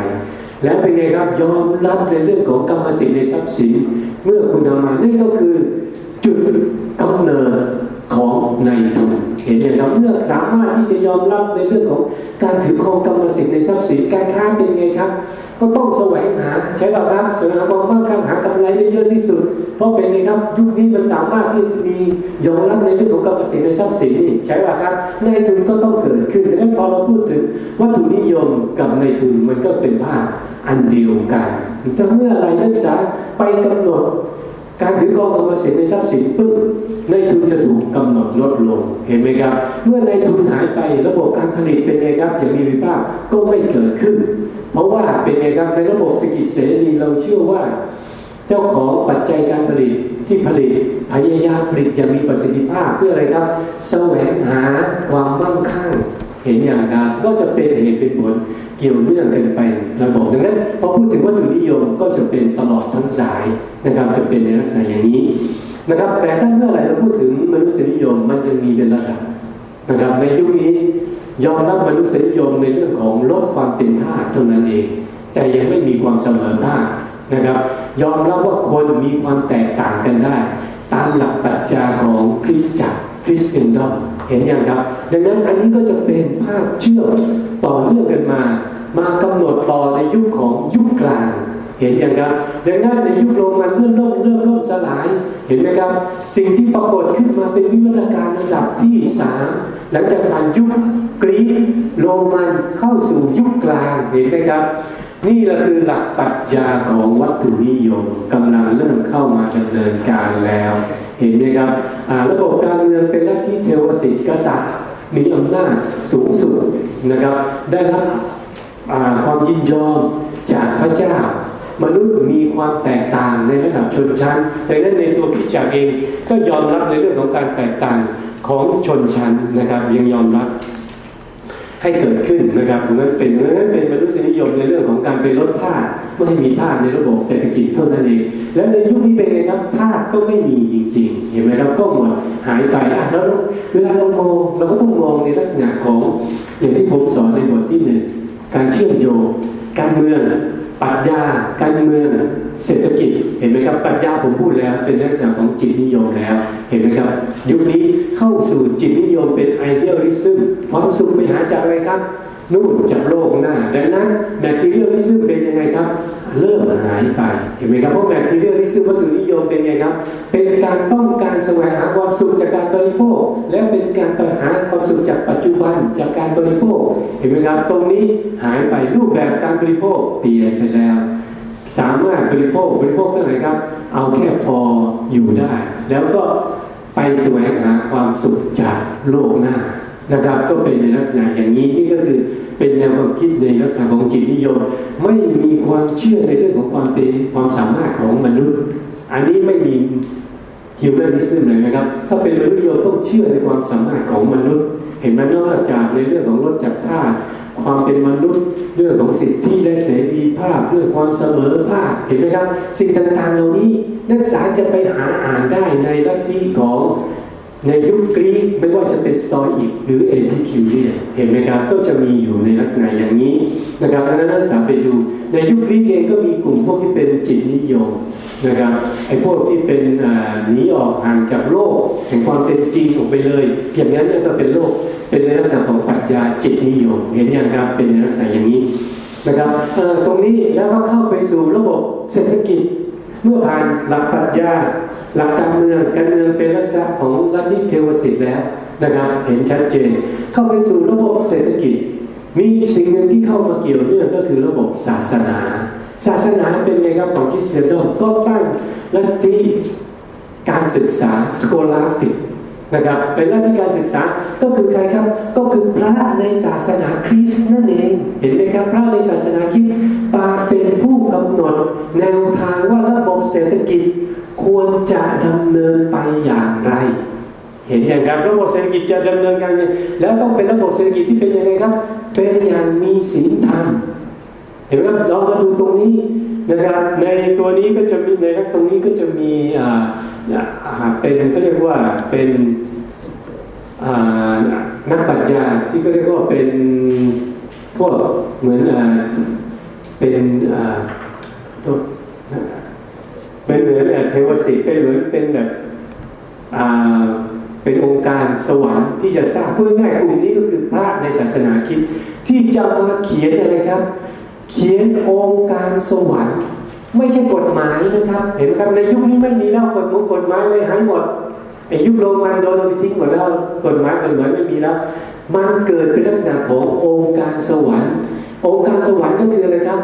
สิ่งที่จะมาเป็นตัวกำหนดระบบเศรษฐกิจว่าระบบเศรษฐกิจต้องดำเนินการอย่างไรเราลองไปดูในฐานฟันดัมเมนทัลของมันในความคิดอย่างไรนะครับก็จะมีอยู่หลักการคิดอยู่3แนวนะครับแนวแรกก็คือมาจากจิตนิยมอย่างที่เมื่อกี้เราพูดใช้ของคริสเตียนดอมของคริสตจักรนะครับส่วนที่2ก็คือมาจากระบบการเมือง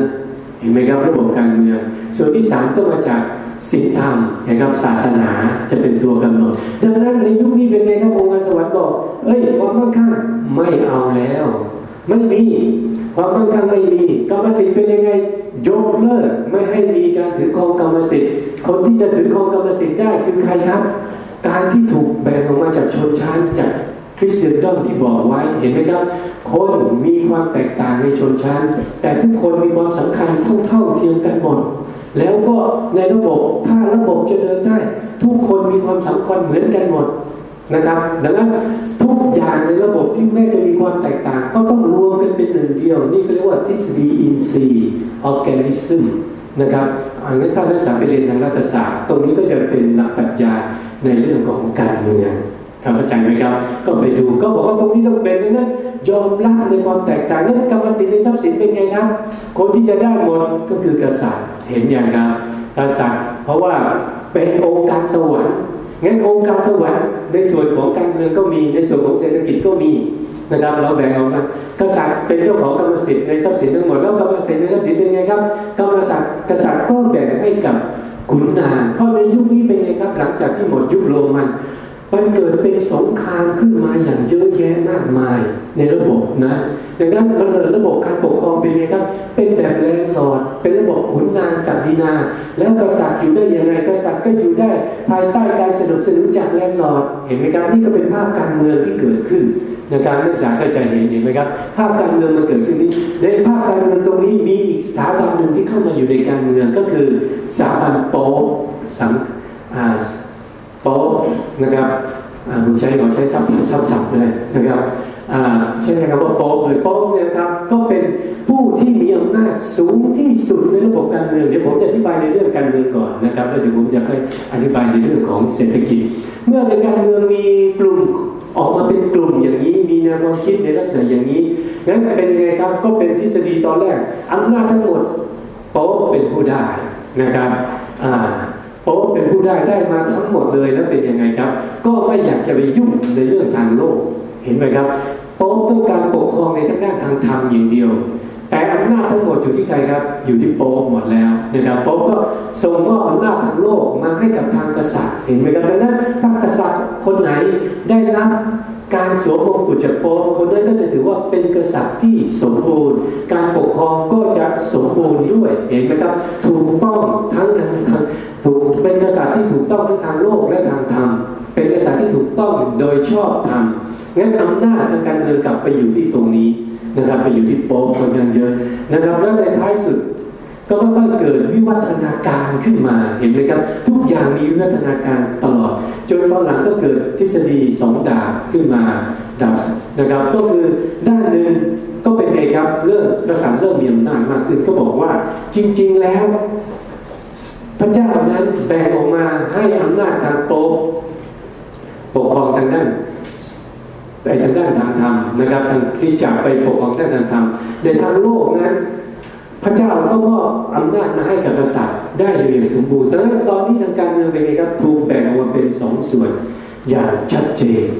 นะครับแล้วกษัตริย์เองก็เริ่มพัฒนาขึ้นเข้ามาต้องพัฒนาตัวเองขึ้นมานั่นนี่ก็คือระบบทางการเมืองที่เกิดขึ้นงั้นนะครับเวลานักศึกษาอ่านหรือศึกษาประวัติลัทธิอย่างที่ผมได้สอนในบทแรกมันมีความเชื่อมโยงระหว่างวิชาในเรื่องของ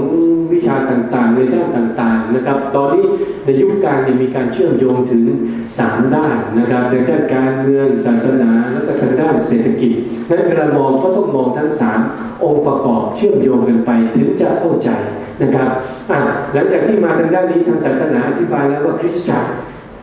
ต้องการยังไงคริสตจักรเองยอมรับในเรื่องการไม่มีท่านะครับเพราะเรื่องของพาราดอลภาพนะครับ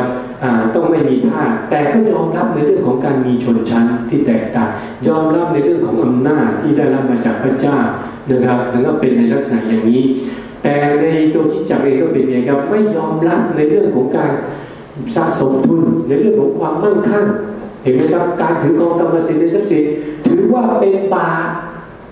เห็นไหมครับก็เอียงมาทางในด้านของจิตนิยมนะครับ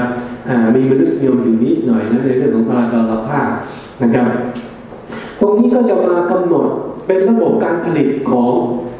ยุคกลางเห็นไหมครับยุคกลางระบบการผลิตเป็นยังไงครับก็ถ่ายทอดระบบการผลิตลาติฟุนเดียมมาจากในยุคโรมันนั่นเองเห็นไหมครับที่ขุนนางทำการผลิตตอนนี้แลนด์ลอร์ดใช่ป่ะครับเป็นขุนศึกศักดินาผลิตก็จะเป็นแบบแมนเนอร์รูปแบบก็เหมือนกับลาติฟุนเดียมก็จะมีแมนเนอร์ก็คือตัวประสาทที่เป็นศูนย์การบังคับบัญชาเห็นไหมครับอยู่ตรงกลางเสร็จแล้วรอบๆก็จะมีการวางผังเมืองเห็นไหมครับจะเป็นแลนด์ลอร์ดก็จะมี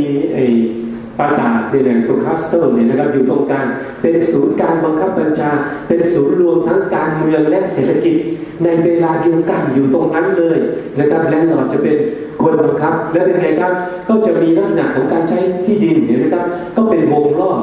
กระจายออกไปเป็นลักษณะวงรอบที่ถัดไปก็เป็นไงครับก็อาจจะเป็นตัวศาสนาเป็นตัวที่อยู่อาศัยเป็นอะไรต่างๆเห็นไหมครับแล้ววงรอบถัดไปก็จะเป็นการผลิตทั้งด้านปศุสัตว์ผลิตทั้งด้านเกษตรกรรมเห็นไหมครับแล้วพื้นที่การใช้ที่ดินก็มีรูปแบบที่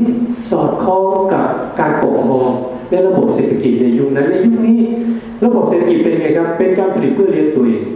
และเป็นไงครับการค้าขายไม่มีน้อยมากเพราะในแต่ละแลนด์หรอกในแต่ละโทษในแต่ละแลนเดอร์นะครับระบบการเงินในแต่ละแลนเดอร์มันจะมีสิทธิในตัวของมันเองการค้าระหว่างกันเป็นไงครับไม่เอาเพราะไม่เน้นในเรื่องของการแสวงความมั่งคั่งจากการค้าเห็นไหมครับองค์การสวรรค์ระบุมาเลยไม่เอาเห็นไหมครับเมื่อไม่มีการค้าเกิดขึ้นแต่ระบบอุตสาหกรรมที่เคยเกิดขึ้นต่อเนื่องมาจากในยุคของโรมันก็ยังเกิดนะครับดังนั้นก็มีกิลด์สมาคมเพราะสมาคมนักผู้ผลิตเห็นไหมครับก็จะทำการแบ่งการผลิตสินค้าและผลิตสินค้าเป็นไงครับเพื่อให้ค้าขายในลักษณะของ value in use เห็นไหมครับเหมือนในยุคของอริสโตเติลนะครับในยุคนี้เราลองมาดูปรัชญานะครับในปรัชญ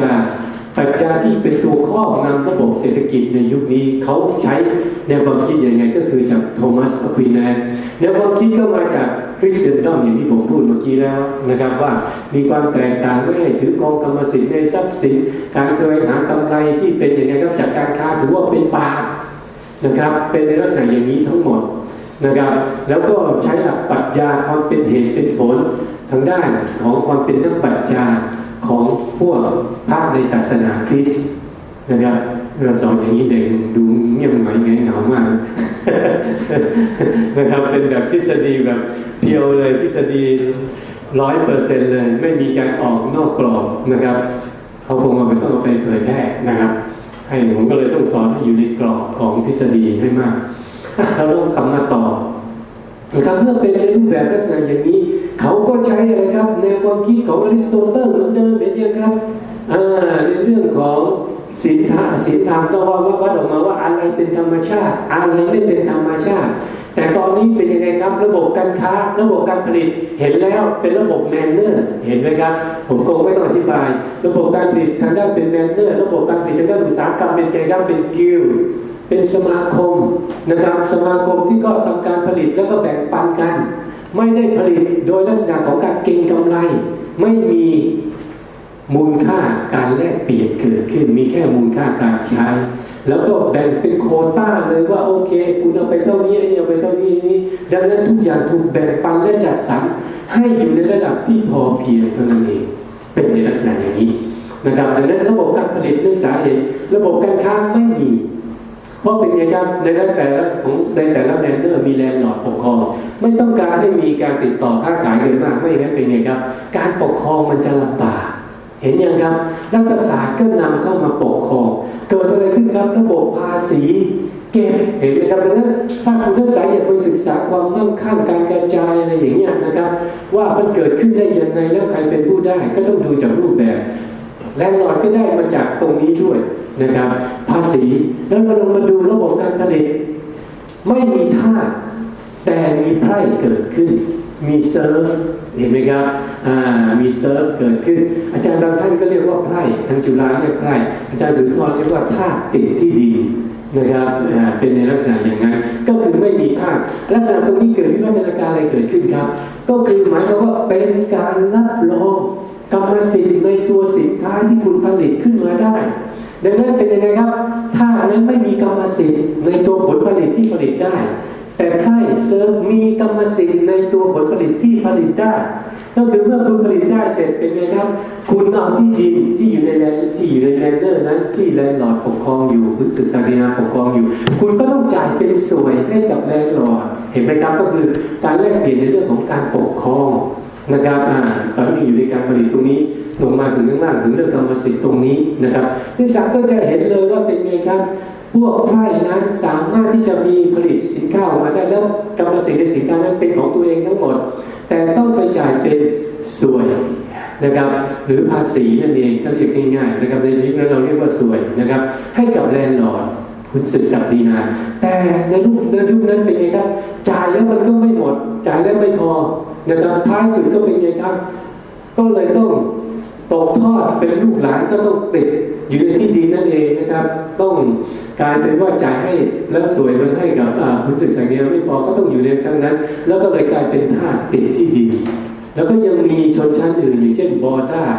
นะครับเป็นชนชั้นอื่นหลายๆชนชั้นซึ่งอาจจะสูงกว่าระดับทาสขึ้นมาอีกนิดหนึ่งจากไพร่ขึ้นมาอีกนิดหนึ่งนะครับแล้วก็เขาก็จะใช้วิธีการแบ่งกลุ่มตรงนี้ออกมานะครับนักศึกษาลงดูในรายละเอียดในหนังสือของอาจารย์สุนทรอีกนิดหนึ่งนะครับก็จะบอกเลยว่าคนชั้นนี้มีหน้าที่อะไรเช่นบอร์ด้าอย่างนี้ก็จะไปหน้าที่รับใช้กับคุณศึกศักดินาเห็นไหมครับก็สูงกว่าระดับไพร่ขึ้นมาอีกนิดหนึ่ง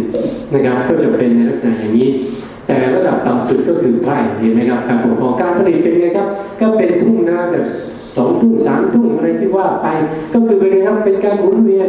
การผลิตนาไปแล้วเกษตรกรรมไปแล้วเมื่อมันขาดความอุดมสมบูรณ์เป็นไงครับอีกปีหนึ่งก็มุ่งไปแล้วก็เอาเป็นปศุสัตว์แทนเห็นอย่างครับก็จะเป็นในลักษณะอย่างนี้แล้วก็หมุนกันไปผลิตนั่นก็คือระบบการผลิตส่วนใหญ่ทางด้านอุตสาหกรรมเป็นอะไรครับเป็นคอนเทนต์อินดัสทรีเป็นหัตถอุตสาหกรรมเห็นไหมครับในอุตสาหกรรมมันก็มีหัตถอุตสาหกรรมแล้วก็มีกิลด์มีสมาคมไอ้ที่เป็นอุตสาหกรรม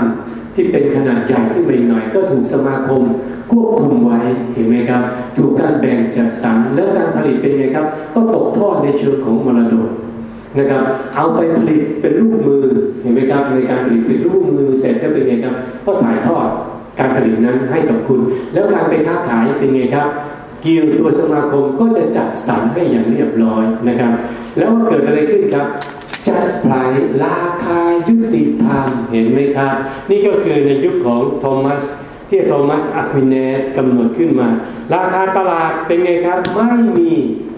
ระบบการผลิตคุณเห็นแล้วระบบการแลกเปลี่ยนราคาไม่มีนะครับไม่ใช่เป็นราคาตลาดแต่เป็นราคายุติธรรม just price เห็นไหมครับเป็น just price นะครับดังนั้นทุกอย่าง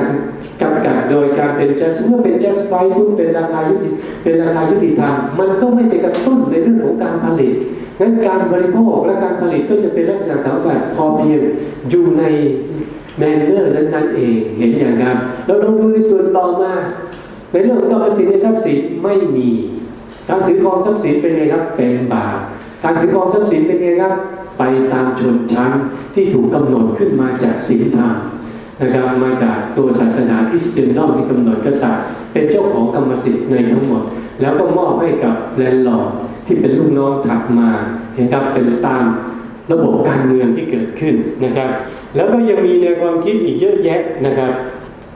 ในเรื่องของว่าอะไรถูกต้องหรือไม่ถูกต้องผมจะให้เป็นหลักเกณฑ์ไปเลยแล้วแบบของอาจารย์สุนทรก็จะง่ายนิดนึงก็คือ maintain household and benefit country เมื่อไรคุณกู้เงินมาแล้วกู้เงินมาเพื่ออะไรครับเพื่อใช้ในการบริโภคในครัวเรือนอย่างนี้ถือว่าเป็นศีลธรรมนะครับเป็นธรรมชาติใช้ได้แต่เมื่อไรคุณกู้เงินมาแล้วคุณมาใช้เพื่อการลงทุนเป็นการสะสมทรัพย์สินอย่างนี้ถือว่าไม่ธรรมชาติเห็นไหมครับก็ใช้เกณฑ์ของอริสโตเติลเหมือนกันนะครับ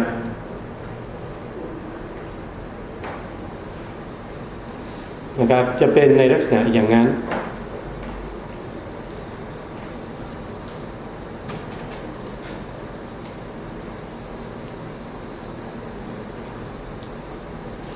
รูปมันหายไปเลยคอมพิวเตอร์มัน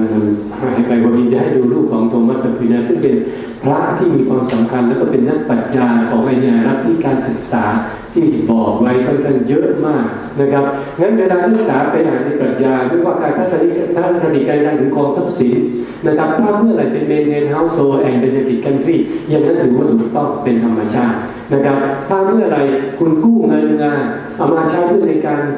บริโภคในครัวเรือนอย่างนี้ก็ถือว่าถูกต้องแต่ถ้าคุณกู้เงินมาเพื่อเอามาเก็งกำไรหรือไปเก็บดอกเบี้ยนะครับดอกเบี้ยมีลักษณะคติอย่างไรนะครับถ้าคุณเอาไปใช้เพื่อในการเป็น benefit country เอามาผลิตสินค้าอย่างนี้ไม่เป็นไรเอามาใช้ในครัวเรือนอย่างนี้ไม่เป็นไรแต่ถ้าเอาไปใช้เพื่อเก็งกำไรหรือการกู้เงินมาเพื่อมาสะสมความมั่งคั่งของตัวเองอย่างนี้ถือว่าไม่ธรรมชาติเห็นไหมครับก็จะใช้ศัพท์ของอริสโตเติลในยุคนั้นเข้ามาโอเคตอนนี้ผมก็จะมาดูถึงจุดการล่มสลายของในยุคนี้เกิดขึ้นได้อย่างไรนะครับจริงๆแล้วเป็นไงครับเราลองมาดูระยะเวลาเดี๋ยวคุณผ่านมาถึงยุคนี้คุณจะเห็นเลยว่ามันเกิดอะไรขึ้นครับในยุคแรกกรีกเป็นระบบการค้านะครับยุคโรมันเป็นทุนนิยมที่สุนิยมอย่างสุดขีดเลยมาถึงตอนช่วงยุคท้ายแต่ไม่มีความยุติธรรมนะครับแล้วก็ไล่มาถึงในยุคของยุคกลางคุณจะเห็นเลยว่าในยุคกรีกและยุคโรมันนั้นอยู่ประมาณ300 ปีเท่านั้นเองแต่คุณเชื่อไหมครับในยุคกลางอยู่เกือบ 1,000 ปีดังนั้นระบบเศรษฐกิจที่แบบมีศีลธรรมมันเกิดขึ้นมาในระยะเวลาที่ยาวนานมากแต่ในท้ายสุดระบบอย่างนี้ล่มสลายลงได้เพราะอะไรเพราะความเป็นมนุษย์เองไม่ได้ต้องการในรูปแบบนี้มนุษย์ต้องการอะไรครับความมีสิทธิและมีเสรีภาพมีความเชื่อในความเป็นมนุษย์ขึ้นมาดังนั้นในยุคตอนท้ายยุคกลางนั้นมันมีกลุ่มแสดงมาเป็นกลุ่มเป็นปัจจัยที่ถาโถมเข้ามาทำให้เกิดการบิดเบือนและหลุดออกจากยุคนี้หนึ่งเลยอันแรกเลยที่เกิดขึ้นอันแรกที่เกิดขึ้นก็ขึ้นมาจากการเกิด revolution ปฏิวัติที่สูงขึ้นในระบบเศรษฐกิจนั่นเองเกิดอะไรขึ้นครับเกิดลักษณะของการเริ่มแรกเลยขออนุญาตขอเรียนเป็นทางสเต็ปไปเห็นนะครับจะอิทธิพลจากในยุคของโรมันที่การค้าในอีกซีกโลกหนึ่งที่ไม่ได้อยู่ในยุโรปเห็นไหมครับที่เป็นไมเนอร์เอเชียไมเนอร์คอนสแตนติโนเปิลหรืออิสตันบูลประเทศตุรกีในยุคปัจจุบันซึ่งเคยรุ่งเรืองในยุคโรมันที่ผมจำได้ไหมครับที่บอกว่าเอาทองเอาสินทรัพย์ออกมาขายแล้วทำให้ยุคโรมันในช่วงท้ายบูมสุดขีดในกลุ่มของเศรษฐกิจใน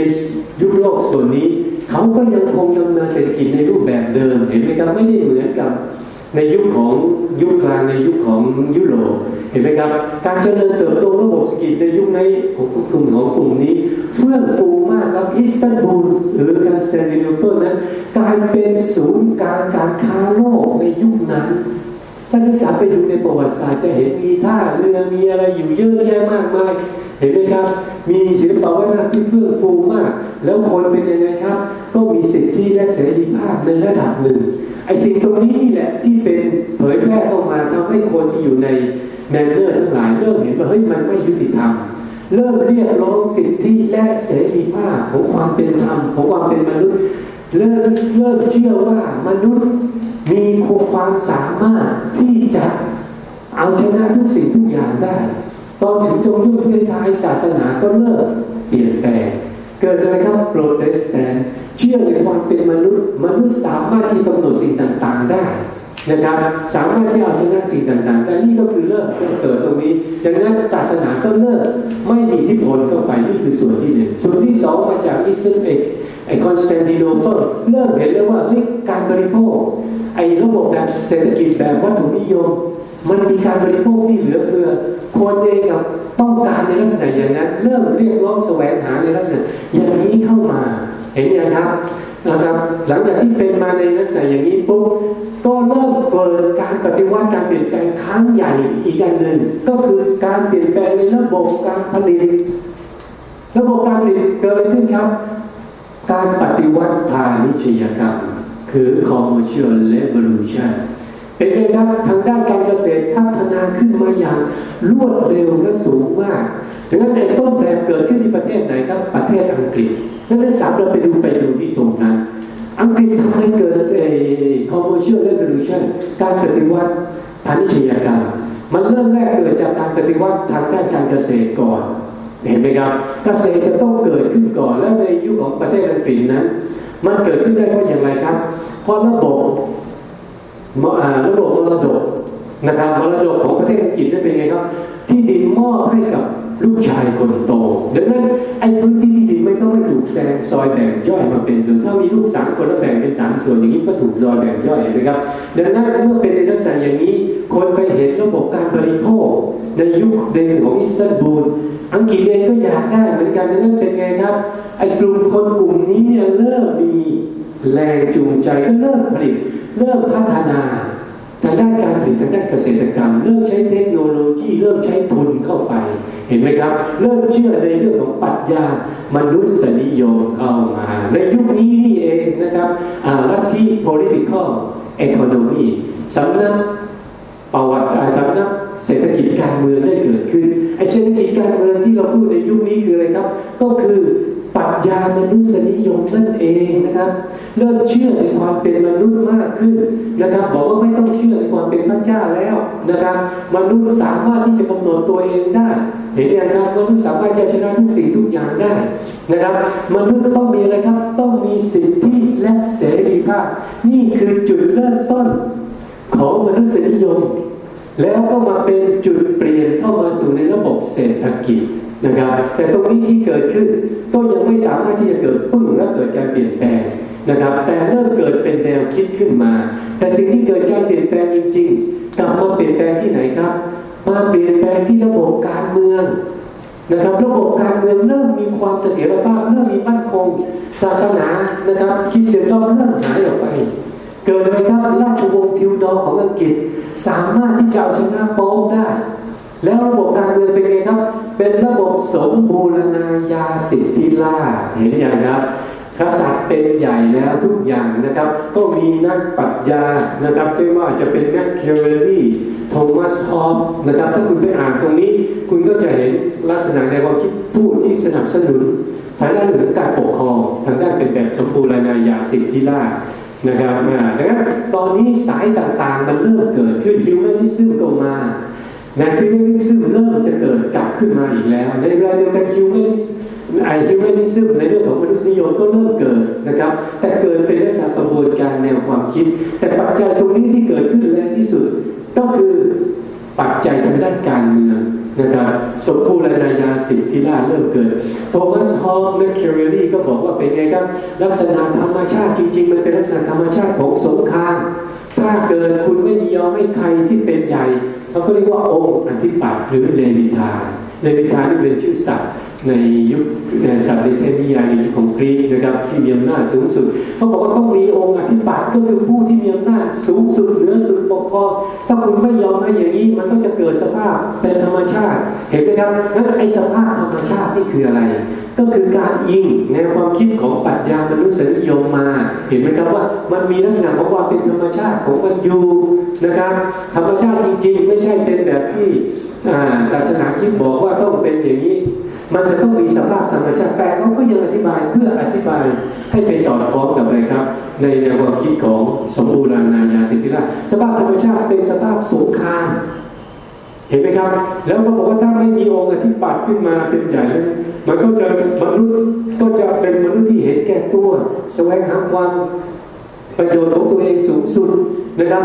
แล้วถ้าเกิดเป็นในสายนี้สภาพสงครามก็ยังคงเกิดดังนั้นเราต้องยอมรับในองค์อธิปัตย์เห็นไหมครับไอ้พวกตรงนี้สายนี้ที่เป็นผู้ในเรื่องของทางด้านปรัชญาทางการเมืองก็แบ่งเป็นกลุ่มหนึ่งตรงนี้ก็จะไปซัพพอร์ตในเรื่องของการเมืององค์อธิปัตย์และเป็นลัทธิสมบูรณาญาสิทธิราชย์กษัตริย์มีอำนาจสูงสุดโดยเด็ดขาดศาสนาหายไปแล้วไม่มีแล้วการเมืองขึ้นมาแล้วเป็นใหญ่นะครับและอีกสายหนึ่งที่เกิดขึ้นมาพร้อมๆกับเวลานี้ก็คือสายของpolitical economy เศรษฐศาสตร์การเมืองหลังจากที่โทมัสฮอปพูดถึงสภาพธรรมชาติเห็นไหมครับทางนี้ก็เอาไปพูดเหมือนกันสภาพธรรมชาติจริงๆเป็นอะไรครับ สภาพธรรมชาตินั้นมันเป็นสภาพธรรมชาติที่เป็นเรื่องของกฎเหตุและผลกฎเหตุผลคืออะไรครับก็คือพยายามจะอ้างอิงเรื่องของสิทธิและเสรีภาพซึ่งสิทธิและเสรีภาพเห็นว่าเป็นมนุษยนิยมขั้นแรกเห็นไหมครับและสิทธิและเสรีภาพก็กลายมาเป็นพื้นฐานทางด้านของการเมืองและเศรษฐกิจงั้นพอเราพูดถึงสิทธิและเสรีภาพทางด้านการเมืองก็จะไปเป็นพื้นฐานองค์รากฐานของแนวทางของประชาธิปไตยเห็นไหมครับแต่ในยุคนี้ยังไม่เกิดเพราะอะไรเกิดขึ้นครับลัทธิสมบูรณาญาสิทธิเกิดขึ้นแล้วก็เข้มแข็งด้วยแต่ตรงนี้เป็นลักษณะของการเกิดแล้วก็ฟักตัวแล้วเดี๋ยวจะไปเกิดในช่วงยุคถัดไปซึ่งก็ไปสู่ในยุคของคลาสสิกนั่นเองนะครับก็เป็นเข้าสู่ยุคเศรษฐกิจสมัยใหม่เห็นไหมครับแต่ตอนช่วงในยุคนี้ก็เริ่มเกิดได้เวลานักศึกษาอ่านในช่วงยุคนี้นักศึกษาก็ต้องดูแล้วก็อธิบายยังไงนักศึกษาอาจจะงงสภาพธรรมชาติคืออะไรนะครับสภาพธรรมชาติก็อิงมาจากในแนวคิดของปรัชญาทางด้านมนุษยนิยมนะครับและในทางนี้ก็อธิบายเหมือนกันสภาพธรรมชาติเป็นเรื่องของกฎเหตุและผลเหตุผ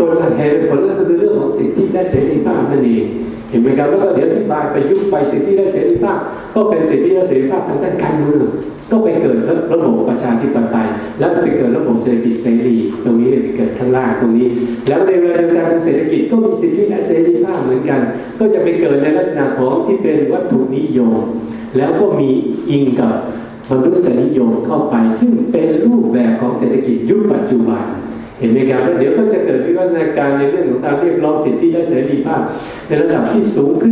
นจนมาถึงปัจจุบันเห็นไหมครับหรือในการเรียกร้องสิทธิและเสรีภาพปัจจุบันผมขออนุญาตยกนิดหนึ่งก็คือเรื่องของที่ดินเห็นไหมครับที่ดินตอนนี้เป็นไงครับเรียกร้องไปมากหลังจากที่ให้เสรีก็ดึงที่ดินกับสิทธิและเสรีภาพลดลงแต่เป็นในเรื่องอะไรครับความเสมอภาคของคนเห็นไหมครับการที่จำกัดที่ดินกำหนดเรื่องกรรมสิทธิ์ไปลดบทบาทในเรื่องของวัตถุนิยมลงแต่ไปเพิ่มในเรื่องอะไรครับเรื่องของ equalitarianism ความเสมอภาคของความเป็นคนเป็นไงครับต้องมีที่ดินต้องมีสินทรัพย์ต้องมีการบริโภคต้องมีอะไรทั้งหลายแหล่นะครับเดี๋ยวตรงนั้นเราจะไปพูดภาพตรงนั้นถัดไปแล้วกลับมาที่ตรงนี้ก่อนเห็นไหมครับในยุคท้ายตรงนี้สิ่งแรกเลยที่เกิดขึ้นก่อนก็คือเกิดการปฏิวัติในด้านการเกษตรกรรมก่อนเห็นอย่างครับระบบการผลิตมันต้องผ่านขึ้นมาหลังจากที่ผ่านระบบการผลิตมาได้พึ่งขึ้นมาผู้ผลิตได้เริ่มจากที่ประเทศอังกฤษก่อนในยุคนี้คุณจะเห็นมีการล้อมรั้วที่ดินมีอะไรต่างๆตรงลักษณะอย่างนี้นี่ก็คือเป็นการสะท้อนในเรื่องของระบบการผลิตนั่นเองนะครับขออนุญาตเดี๋ยวดูนิดนึงที่ผมจดเอาไว้นิดนึง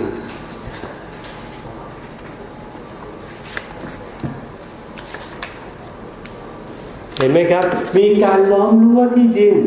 นะครับมีชาวนาขนาดเล็กหมดไปเป็นไงครับไอ้คนที่เคยผลิตได้เป็นไงครับที่ผลิตได้เป็นเริ่มเป็นในทุนทางด้านการเกษตรก็เริ่มขยายแล้วก็ไล่ชาวนาขนาดเล็กหายออกไปนะครับและในเวลาเดียวกันก็เริ่มเกิดการปฏิวัติอุตสาหกรรมเกิดขึ้นตรงนี้แต่เป็น Industrial Revolution เห็นไหมครับแต่ก่อนที่เป็น Industrial Revolution มันเกิด Commercial Revolution ก่อนครับนักศึกษานะครับผมจะเรียนตามลำดับของตัวปัจจัยและก็แรงที่เข้ามากระแทกเป็นลำดับชั้นหลังจากเกิดปฏิวัติทางด้านเกษตรกรรมแล้วนะครับอย่างแพร่หลายก็เกิดอะไรครับเกิด Commercial Revolution การปฏิวัติทางด้านพาณิชยกรรมเกิดการค้าขายอย่างแพร่หลายในพื้นที่ก่อนไอ้แลนเดอร์ทั้งหลายเป็นไงครับหายไปเห็นไหมครับการที่จะเกิดตรงนี้ได้มันเกิดในความคิดอะไรครับปรัชญามนุษยนิยมเห็นยังครับเริ่มรองรับในเรื่องของ materialism เรื่องของการบริโภคนิยมนะเริ่มมีแต่ก็ยังไม่สุดขั้วเห็นไหมครับเริ่มยอมรับตรงนี้ดังนั้นถ้ามันไม่มีไอ้แนวคิดตรงนี้ไอ้ commercial revolution การปฏิวัติพาณิชยกรรมมันก็คงไม่เกิดขึ้นหลังจากที่เกิดตรงนี้ขึ้นปุ๊บมันเริ่มฟักฟูมตัวขึ้นมามันก็เกิดการปฏิวัติทางด้าน Industrial Revolution แต่เป็นจุดเริ่มต้นเป็น Industrial Revolution ที่เป็นอะไรครับเป็นสเต็ปเริ่มแรกเป็นการปฏิวัติอุตสาหกรรมในเรื่องของการทอผ้าขนสัตว์เห็นอย่างครับดังนั้นพอมันเป็นการทอผ้าขนสัตว์ ในช่วงยุคแรกการปฏิวัติอุตสาหกรรมใช้เวลาเป็นร้อยปีนะครับนักศึกษาไม่ใช่ว่าทุนนิยมในอังกฤษใช้เวลาหลายร้อยปีนะครับกว่าจะโตมาเป็นระบบทุนนิยมจริงๆนะครับเกิดจากขั้นตอนตรงนี้เป็นการฟักตัวขึ้นมานะครับแล้วมันเกิดขึ้นแล้วมาเกิดตรงนี้ได้ยังไงดังนั้นพอมันเกิดเป็นลักษณะที่เป็นการทอผ้าขนสัตว์ขายเป็นไงครับระบบการผลิตก็เป็นการล้อมรั้วที่ดินล้อมรั้วที่ดินเพื่ออะไรครับเพื่อเลี้ยงสัตว์ครับนักศึกษาเนี่ยเขาถือว่าการเลี้ยงสัตว์ปศุสัตว์ให้ผลตอบแทนสูงกว่าทางด้านเกษตรกรรมหรือเกษตรกรรมเห็นยังครับเริ่มแสวงหาแล้วความมั่งคั่งเริ่มเป็นแล้วเกิดในท้ายสุดครับก็สุดท้ายต้องจะเกิดแรงงานอพยพเข้าสู่ตัวเมืองเห็นไหมครับความจริงถ้าคุณมาท่องเป็นข้อๆอย่างนี้นักศึกษาจะไม่เข้าใจว่ามันเกิดอะไรขึ้นแต่ถ้ามองเป็นลักษณะของเป็นภาพที่เกิดขึ้นเป็นภาพอย่างที่ผมบอกนักศึกษาก็จะเห็นว่าปัจจัยพวกนี้มันเกิดขึ้นได้อย่างไรเห็นไหมครับเริ่มตั้งแต่ผลิตก่อนนะครับผลิตเสร็จแล้วเป็นยังไงครับผลิตออกมาได้เยอะแล้วมาเป็นเกษตรกรรมประกันปริวัติทางด้านเกษตรกรรมผลิตได้สินค้าเยอะไอ้ตัวเกิดทำไมเกษตรกรรมถึงผลิตได้เยอะเพราะมันไม่ได้แรงจูงใจมาจากคอนสแตนติโนเปิลระบบเศรษฐกิจแบบนั้นเริ่มชอบเริ่มอยากได้เห็นไหมครับแล้วก็เริ่มพัฒนาขึ้นมาแล้วตอนนี้มนุษย์เป็นคนทำลายกำแพงของตัวเองเห็นยังครับศาสนาที่หายไปก็เป็นมนุษย์ที่เป็นคนทำลายขึ้นมาพอทำตรงนี้ได้เสร็จเป็นไงครับก็เริ่มไปยังระบบใหม่หมดเลยไอ้แมนเนอร์ที่เมื่อก่อนไม่ให้มีระบบการค้าระหว่างแมนเนอร์กลายเป็นการค้าเสรีตลอดทั่วภาคพื้นทวีปยุโรปเห็นยังครับระบบแมนเนอร์เริ่มหายไปเห็นไหมครับเศรษฐกิจเริ่มฟื้นขึ้นมาดังนั้นนักศึกษาอยากจะเอาตรงนี้เป็นประวัติศาสตร์เศรษฐกิจไปดูของประเทศพม่าก็ได้ถ้าประเทศพม่าอยากจะพัฒนาในช่วงยุคแรกๆต้องเป็นไงครับก็ต้องเติมทานในเรื่องของการพัฒนาเรื่องเกษตรกรรมผ่านในเรื่องการค้าแต่การค้าตอนนี้เขาทะลุได้ง่ายก็เปิดเสรีก็ได้แล้วก็ต้องเป็นไงครับก็ต้องเกิดภาคอุตสาหกรรมตามมาเห็นไหมครับมันเป็นสเต็ปของมันในลักษณะอย่างนี้แล้วอุตสาหกรรมในช่วงยุคแรกก็เป็นอุตสาหกรรมที่ยังไม่ซับซ้อนมากนะแล้วก็ได้เกิดวิวัฒนาการเป็นอุตสาหกรรมที่สูงขึ้นเห็นอย่างครับในช่วงยุคนี้ตรงนี้พอหลังจากที่เกิดอะไรขึ้นครับกลับมามองทางด้านการเมืองและที่สมบูรณาญาสิทธิราชย์เริ่มเข้มแข็งแล้วตอนนี้ราชวงศ์ทิวดอร์เข้มแข็งมากแล้วการค้าในภาคพื้นทวีปยุโรปเริ่มแพร่หลายกระจายหมดเริ่มแสวงหาความมั่งคั่งที่มากกว่านั้นแล้วเห็นไหมครับนี่คือหนทางของระบบเศรษฐกิจซึ่งมนุษย์เป็นยังไงครับพยายามแสวงหาความมั่งคั่งที่สูงขึ้นเรื่อยๆหลังจากที่ทะลุผ่านด้านการผลิตตรงนั้นมาได้ก็เข้าสู่ระบบการค้าเสรีเห็นไหมครับพอการค้าเสรีในภาคพื้นได้ก็เริ่มเข้าสู่อุตสาหกรรมในระยะเริ่มต้นเป็นทอผ้าขนสัตว์แล้วก็ค้าขายกันเองในทวีปยุโรปอย่างแพร่หลายเห็นไหมครับหลังจากนั้นเป็นไงครับเริ่มหาหนทางในการแสวงความมั่งคั่งแนวทางใหม่แล้วได้เยอะขึ้นก็คือแสวงหาอาณานิคมกับนักศึกษาเห็นไหมครับนี่คือรูปแบบระบบเศรษฐกิจใหม่ขึ้นมาดังนั้นในตอนนี้เป็นยังไงครับยุโรปเองได้ทะลุผ่านในเรื่องของเกษตรกรรมเรื่องของการค้าขึ้นมาแล้วเริ่มเข้าสู่ยุคเริ่มต้นของการปฏิวัติอุตสาหกรรมดังนั้นเมื่อปฏิวัติอุตสาหกรรมเป็นยังไงครับก็ต้องส่งผ่านทางด้านการค้าเข้ามาเริ่มไปแสวงหาจากการแสวงหาอาณานิคมระบบเริ่มซับซ้อนสูงมากขึ้นอีกเมื่อก่อนการค้าหาจากอะไรครับหาจากการแสวงความมั่งคั่งจากการมีทฤษฎีมูลค่าการใช้กับมูลค่าการแลกเปลี่ยนเห็นไหมครับแล้วก็ไปสู่การเก็งกำไรเห็นไหมครับที่สูงขึ้นแต่ในยุคนี้เป็นไงครับไปปล้นสะดมจากอาณานิคมนะครับแล้วก็สร้างระบบการแสวงหาการค้าการค้าหาความมั่งคั่งที่สูงขึ้นจากมูลค่าการใช้และมูลค่าการแลกเปลี่ยนก็คือผูกขาดเห็นไหมครับไปผูกขาดระบบเศรษฐกิจกันได้กับประเทศอาณานิคมเลยว่าคุณจะต้องซื้อของจากฉันเห็นไหมครับแล้วฉันก็จะซื้อวัตถุดิบจากของคุณแล้วมาขายเห็นอย่างครับเป็นการผูกขาดเลยแล้วก็เป็นระบบอะไรอีกครับระบบการใช้วัตถุดิบที่สูงขึ้นอีกระดับหนึ่งก็คืออัตราทางการค้า term of trade เห็นอย่างครับterm of trade อัตราทางการค้านี่ก็คือเป็ เป็นยุคใหม่เห็นไหมครับเพราะฉะนั้นเวลานักศึกษาอ่านปั๊บนักศึกษาดูนะครับมันจะเกิดเป็นสเต็ปในลักษณะอย่างนั้นส่วนในเรื่องของรีเนซองส์นะครับในเรื่องของการฟื้นฟูศิลปะวัฒนธรรมของยุคกลางไอ้ตรงนั้นก็เป็นส่วนที่เกิดขึ้นในเรื่องของpolitical economy แต่ก็ยังไม่ได้เกิดในยุคนี้อย่างแพร่หลายนะครับแต่ก็เริ่มส่งผลในระดับแรกๆก็คือยอมรับในเรื่องของสิทธิและเสรีภาพในการประกอบอาชีพนะครับในเรื่องของการถือครองกรรมสิทธิ์ในทรัพย์สินโดยเฉพาะในประเทศอังกฤษนะครับตอนนี้ผมพูดแค่ประเทศอังกฤษประเทศเดียวซึ่งเป็นต้นแบบจะเป็นในลักษณะนี้พอที่จะเดินหน้าต่อเข้าสู่เศรษฐกิจในยุคของพาณิชย์นิยมผมขอคอมเมนต์กลับเข้ามาในเรื่องของจิตนิยมนิดนึงนะครับเพื่อให้เข้าใจในระบบเศรษฐกิจของประเทศไทยเรามากขึ้นผมจะสอนแนวทางย้อนกลับมาสู่ตอนยุคต้นของยุคกลางนักศึกษาจะเห็นจิตนิยมของทางศาสนานั้นเกิดจากอะไรครับคริสเตียนดอมนะครับผมอธิบายไปแล้วผมอยากจะอธิบายในอีกด้านหนึ่งจิตนิยมถ้าเราอยู่ในระบบเศรษฐกิจของประเทศไทยเราคนไทยเราก็ต้องพูดถึงเศรษฐศาสตร์แนวพุทธเห็นอย่างครับเศรษฐศาสตร์แนวพุทธเศรษฐศาสตร์แนวพุทธเป็นอย่างไรผมก็อ่านของท่านประยุทธ์โตนะครับตอนนี้ท่านเป็นพระพรหมแล้วพระพรหมเมธีเลยนะครับถือว่าเป็นป่าของประเทศไทยผมก็อ่านเศรษฐศาสตร์แนวพุทธจากของท่านแล้วก็ของริปสรุปสั้นๆนะครับท่านก็บอกเลยเศรษฐศาสตร์แนวพุทธนั้นจะต้องมีหลักการใหญ่ๆอยู่2หลักการใหญ่อันแรกก็คือในเรื่องการบริโภคอย่างมีเหตุผลเห็นไหมครับการการบริโภคอย่างมีเหตุผลเป็นไงครับการบริโภคเพื่อยกระดับพัฒนาคุณภาพชีวิตซึ่งการบริโภคระดับพัฒนาคุณภาพชีวิตนั้นเป็นยังไงครับต้องพัฒนาคุณภาพชีวิตทั้งในด้านของฟิสิกอลร่างกายและในด้านของจิตใจดังนั้นเศรษฐศาสตร์แนวพุทธไม่ได้ปฏิเสธเรื่องของการบริโภคไม่ได้ปฏิเสธในเรื่องของแนวทางของวัตถุนิยมเห็นหรอครับดังนั้นไม่เหมือนกันนะครับดังนั้นเวลานักศึกษามันไปใช้นักศึกษาจะบอกว่าจิตนิยมเสร็จแล้วก็ใช้ของคริสเตียนดอมแล้วก็เป็นในลักษณะอย่างนี้ทั้งหมดเลยไม่ได้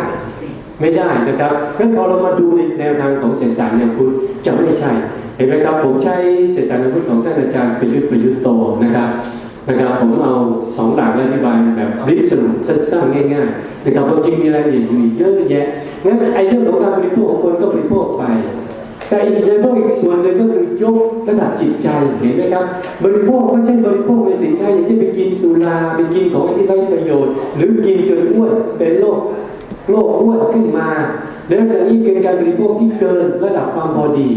งั้นการบริโภคอีกแนวหนึ่งก็คือแนวที่จะยกพัฒนาระดับคุณภาพชีวิตในทางด้านจิตใจ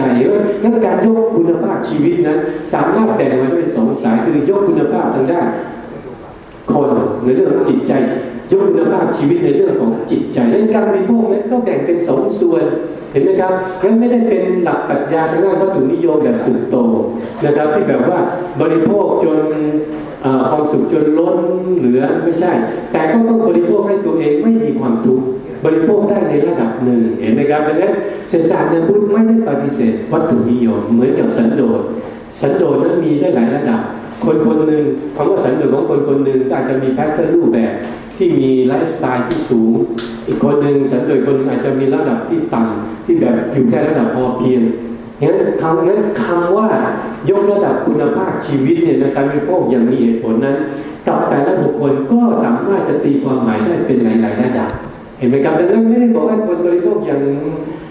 ไม่ให้บริโภคนะครับให้บริโภคในสถานที่ไม่ทรมานตัวคุณ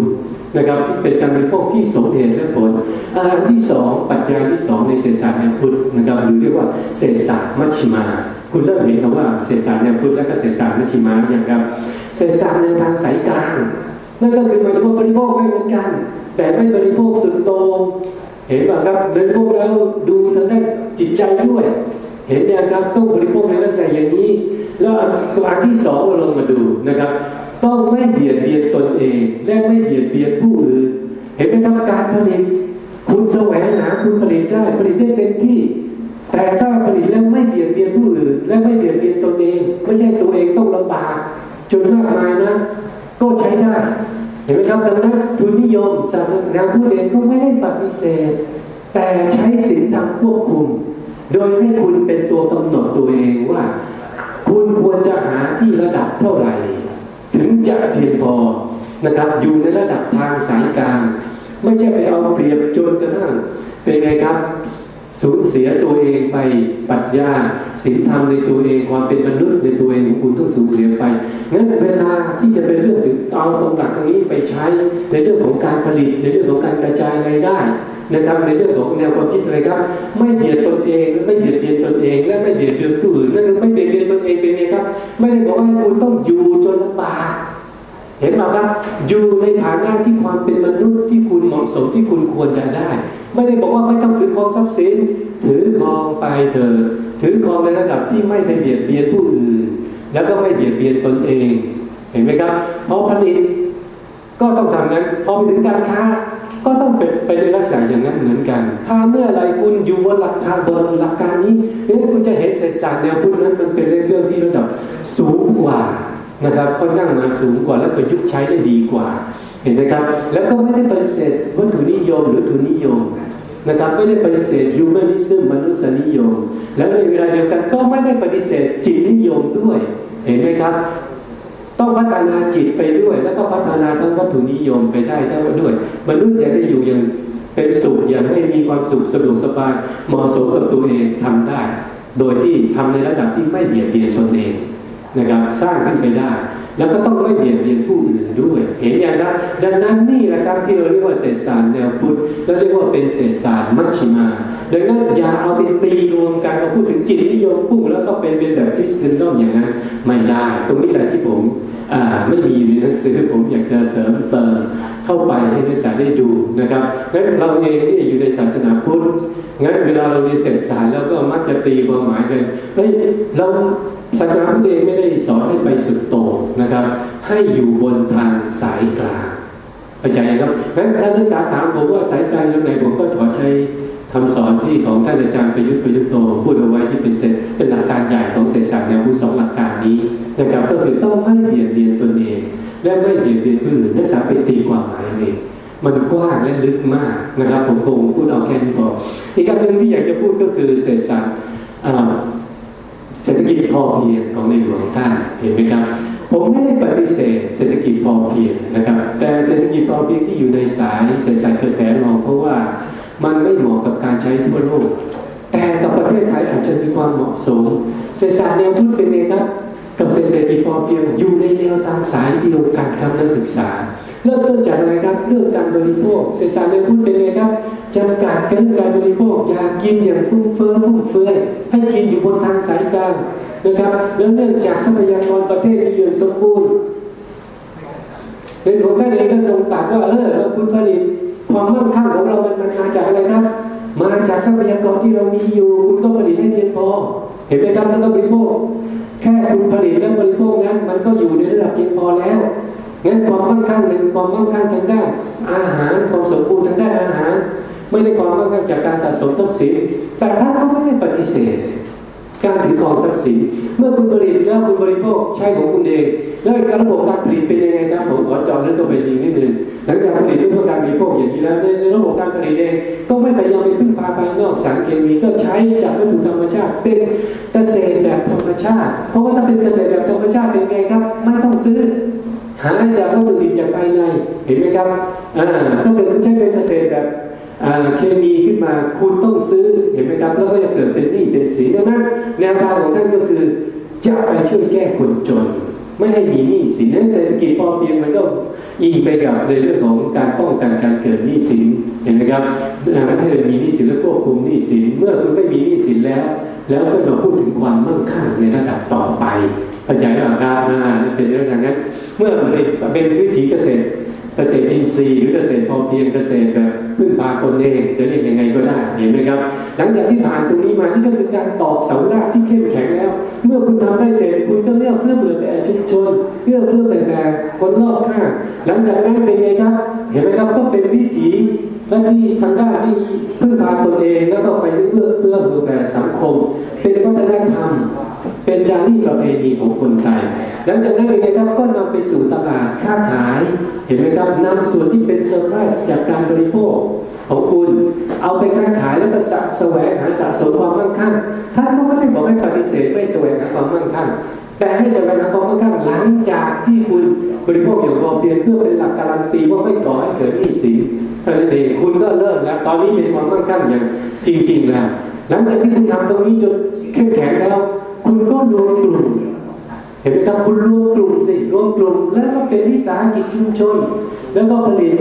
เห็นไหมครับไม่ได้อยู่บนเส้นทางของเศรษฐกิจเสรี100%เห็นไหมครับไอ้ตรงสเต็ปขั้นสุดท้ายเนี่ยที่เป็นวิสาหกิจชุมชนเนี่ยนักศึกษาจะเห็นว่าเป็นไงครับก็เอียงมาทางสังคมนิยมแบบยูโทเปียแล้วเห็นไหมครับงั้นเวลาแข่งขันกับเศรษฐกิจเสรีแบบตลาดมันก็เลยมีปัญหาดังนั้นเศรษฐกิจพอเพียงส่วนใหญ่ก็จะเดินมาถึงตรงระดับตรงเนี้ยค่อนข้างเป็นเส้นสุดใหญ่นะครับแต่ตอนนี้รัฐบาลเองก็พยายามสนับสนุนนะครับออก BOI สิทธิประโยชน์ในเรื่องของวิสาหกิจชุมชนขึ้นมาดังนั้นรูปแบบเศรษฐกิจหนึ่งเนี่ยมันไม่มีลัทธิเศรษฐกิจใดลัทธิเศรษฐกิจหนึ่งที่สามารถอธิบายและใช้ประยุกต์ได้ทั่วโลกแล้วก็ต้องเป็นแบบสแตนดาร์ดเลยเป็นมาตรฐานมันต้องดูความเหมาะสมกับในยุคนั้นเศรษฐกิจในของแต่ละพื้นที่ตรงนั้นว่าเป็นอย่างไรนะครับเห็นอย่างครับนี่ก็คือผมขอแวะเข้ามาสู่ประเทศไทยเรานิดนึงแล้วก็ให้ชี้ให้ดูว่าไอ้ที่ยังไม่ได้เขียนในหนังสือตรงนี้เนี่ยนะครับผมเองนี่บอกตรงก็อยากเขียนแต่ยัง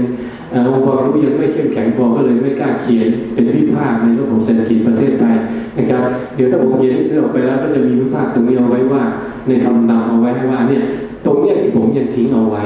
นะครับอยากให้เป็นกันบ้างเป็นแนวคิดของคนรุ่นต่อมาคุณจะคิดยังไงคุณจะสร้างยังไงให้มันเหมาะสมกับเศรษฐกิจของประเทศไทยเห็นอย่างครับตรงนี้ก็นอกเรื่องมาในระดับหนึ่งนะผมขอกลับเข้ามาสู่เนื้อหาเดิมของเราที่เมื่อกี้ผมทิ้งเอาไว้ที่ลัทธิพาณิชย์นิยมเห็นอย่างครับลัทธิพาณิชย์นิยมผมเกริ่นเอาไว้นิดนึงแล้วเห็นไหมครับหลังจากที่ทะลุผ่านออกมาแล้วตอนนี้เป็นยังไงครับจิตนิยมแบบที่เป็นคริสเตียนมันดับสนิทแล้วเห็นไหมครับดับสนิทตั้งแต่ด้านการเมืองมันเป็นลัทธิสมบูรณาญาสิทธิราชย์แล้วตอนนี้มันแสวงหาความมั่งคั่งแล้วระบบเกษตรเป็นยังไงครับทะลุผ่านระบบเกษตรแบบไปพาณิชยกรรมมาแล้วเห็นยังครับอุตสาหกรรม Industrial Revolution ก็เข้าสู่สเต็ปที่หนึ่งของการพัฒนา Industrial Revolution แล้ว Industrial Revolution สเต็ปที่หนึ่งเลยก็คือทอผ้าขนสัตว์แล้วเดี๋ยวก็เข้าไปสู่เลยครับทอผ้ากิจการทอผ้าอันนี้คือ Industrial Revolution ระดับที่หนึ่งนะครับระยะที่หนึ่งผมแบ่งตามสำนักประวัติศาสตร์เขาแบ่งกันแล้วหลังจากนั้นเดี๋ยวมันจะไปเกิดยุคไหนครับเป็นเศรษฐกิจเป็นปฏิวัติอุตสาหกรรมในสเต็ปที่สองพัฒนาอุตสาหกรรมหนักพัฒนาอุตสาหกรรมเคมีอิเล็กทรอนิกส์เห็นอย่างครับงั้นนี่ก็คือกรอบ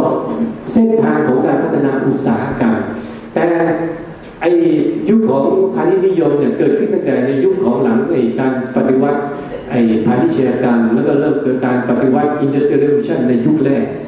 ทำไมผมถึงบอกว่าผ่านในการปฏิวัติอุตสาหกรรมในยุคแรกเพราะภาคเกษตรเป็นแรงผลักดันเมื่อพัฒนาภาคเกษตรขึ้นมาปั้งเห็นไหมครับผมไม่อธิบายแล้วเกษตรพัฒนาอย่างไรพัฒนาเกษตรไปสู่ปศุสัตว์แล้วหลังจากที่พัฒนาตรงนี้ปั้งขึ้นมาเป็นไงครับก็ผลักดันกลุ่มชาวนาขนาดเล็กกลุ่มชาวนาที่ไม่มีที่ดินถือครองของตัวเองถูกผลักเข้ามาสู่ตัวเมืองเห็นยังครับมันต้องมีลักษณะปัจจัยอย่างนี้ก่อนผลักเข้ามาถึงจะมาเกิด Industrial Revolution ได้ในระดับที่สูงขึ้นเห็นยังครับดังนั้นรูปแบบนี้เป็นสิ่งที่เกิดขึ้นในประเทศกำลังพัฒนาทั้งหมดแล้วท่านนักศึกษาไปดูเพราะว่าหรือดูในประเทศอื่นๆก็จะต้องผ่านในลักษณะที่เมืองไทยเราก็ผ่านในยุคไหนครับคุณจะเห็นตอนที่หลังมีแผนพัฒนาโอ้โหคนอพยพเข้าเมืองกันมหาศาลถ้าคุณไปเรียนเศรษฐศาสตร์พัฒนาก็จะมีเนี่ยครับเรียนวิเซนเฟบ้างลุยส์บ้างแรงงานอพยพไม่มีจำกัดเข้ามาสู่ภาคอุตสาหกรรมแล้วพัฒนาดังนั้นคุณเห็นไหมครับมันเป็นลักษณะเงื่อนไขและปัจจัยของการพัฒนาซึ่งกันและกันในระบบเศรษฐกิจเห็นอย่างครับต้องพัฒนาทางด้านเกษตรกรรมก่อนจนทำให้ผลักดันแรงงานขึ้นมาเกิด labor surplus แรงงานเหลือเฟือขึ้นมาก่อนแล้วแรงงานเหลือเฟือที่เป็นไงครับก็ถูกผลักไหลเข้ามาสู่อุตสาหกรรมดังนั้นในตอนการล่มสลายของยุคกลางที่บอกว่ามีปฏิวัติพาณิชยกรรมเห็นไหมครับการขยายตัวทางการค้านะครับได้ทำลายเกษตรกรรมแบบสังคมเกษตรมาเป็นทุ่งหญ้าเลี้ยงสัตว์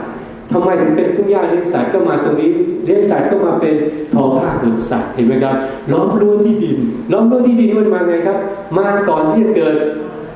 การทอผ้าขนสัตว์เห็นไหมครับ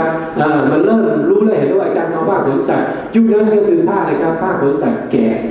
นะครับถ้านักศึกษาไปอ่านประวัติเดี๋ยวอาจารย์ประวัติศาสตร์เศรษฐกิจจะสอนคุณเองตรงนี้ผมจะขอทิ้งเอาไว้ว่ามันเกิดขึ้นเองแล้วเกิดเป็นกระดุมพีกระดุมพีนี่ก็คือในทุนขนาดเล็กเริ่มเกิดเดี๋ยวจะอธิบายแล้วจะเริ่มเกิดแล้วชาวนาขนาดเล็กหมดไปหายเกลี้ยงเห็นไหมภาคเกษตรกรรมพัฒนาก่อนพัฒนาเสร็จมันถึงเกิดแรงงานอพยพเห็นยังครับถ้านักศึกษาเรียนแบบท่องมันก็จะไม่เข้าใจว่ามันเกิดเป็นยังไงถ้าอธิบายในลักษณะของความเป็นภาพวิวัฒนาการเป็นภาพเห็นเป็นภาพก็จะเห็นว่าอ๋อมันเกิดอย่างนี้อย่างนี้ปัจจัยเป็นอย่างนี้แล้วเรานำไปใช้ก็สามารถที่จะใช้ได้แล้วต้องเข้าใจได้ง่ายไม่ต้องท่องจะรู้ว่าอ๋อปัจจัยตัวนี้ผลักดันตัวนี้ไปเกิดตัวนี้ดังนั้นเมื่อแรงงานมันเข้าไปสู่ตัวเมืองมันเลยเป็นแรงผลักดันให้เกิด Industrial Revolution ทุกอย่างพร้อมแล้วทุกอย่างพร้อมแล้วนี่ก็หมายถึงอะไรครับระบบการค้าเกิดขึ้นแล้วแล้วการค้าทำไมถึงเรียกว่าพร้อมค้าขายในภาคพื้นทวีปยุโรปค้าขายอย่างกว้างขวางแล้วไปดันไปยึดอาณานิคมอีกการค้าเลยยิ่งพร้อมใหญ่เลยเห็นยังครับด้านการค้ามันพร้อมมันก็เป็นแรงผลักมาสู่การผลิตทางด้านอุตสาหกรรมเห็นยังครับเมื่อการแสวงหาความได้เปรียบทางด้านเกษตรกรรมหมดแล้วทุกคนพัฒนาเทคโนโลยีพัฒนาอะไรกันมาสินค้าผลิตเป็นแบบแมสโปรดักต์แล้วเป็นแบบ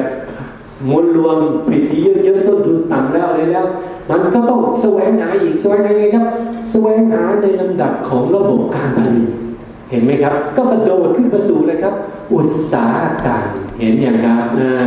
แต่ถ้าไล่มาถึงเศรษฐกิจยุคปัจจุบันหลังจากอุตสาหกรรมก็เทิงสาขาผมมันจะไปตรงไหนมันก็ต้องกระโดดเข้าสู่บริการเห็นยัง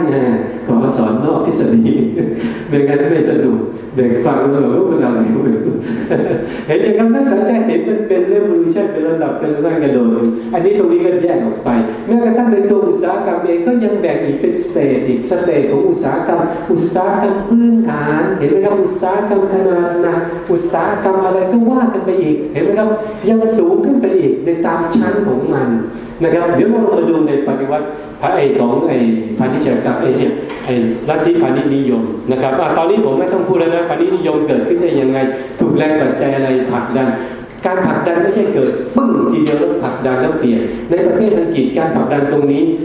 การเปลี่ยนแปลงตรงนี้ผมใช้โมเดลของประเทศอังกฤษนะครับแต่ถ้าเป็นโมเดลของประเทศอื่นเนี่ยการทะลุผ่านตรงนี้เนี่ยผ่านยุคกลางเนี่ยส่วนใหญ่จะใช้การปฏิวัติไม่ว่าจะเป็น French Revolution ปฏิวัติฝรั่งเศสหรือไม่ว่าอะไรจะเป็นของฝรั่งในเยอรมันนะครับก็มีการรวมตัวมีอะไรกันเป็นสหภาพธุรกิจการกรอะไรต่างๆมีการเป็นว่าแต่มีโมเดลเดียวก็คือ English Model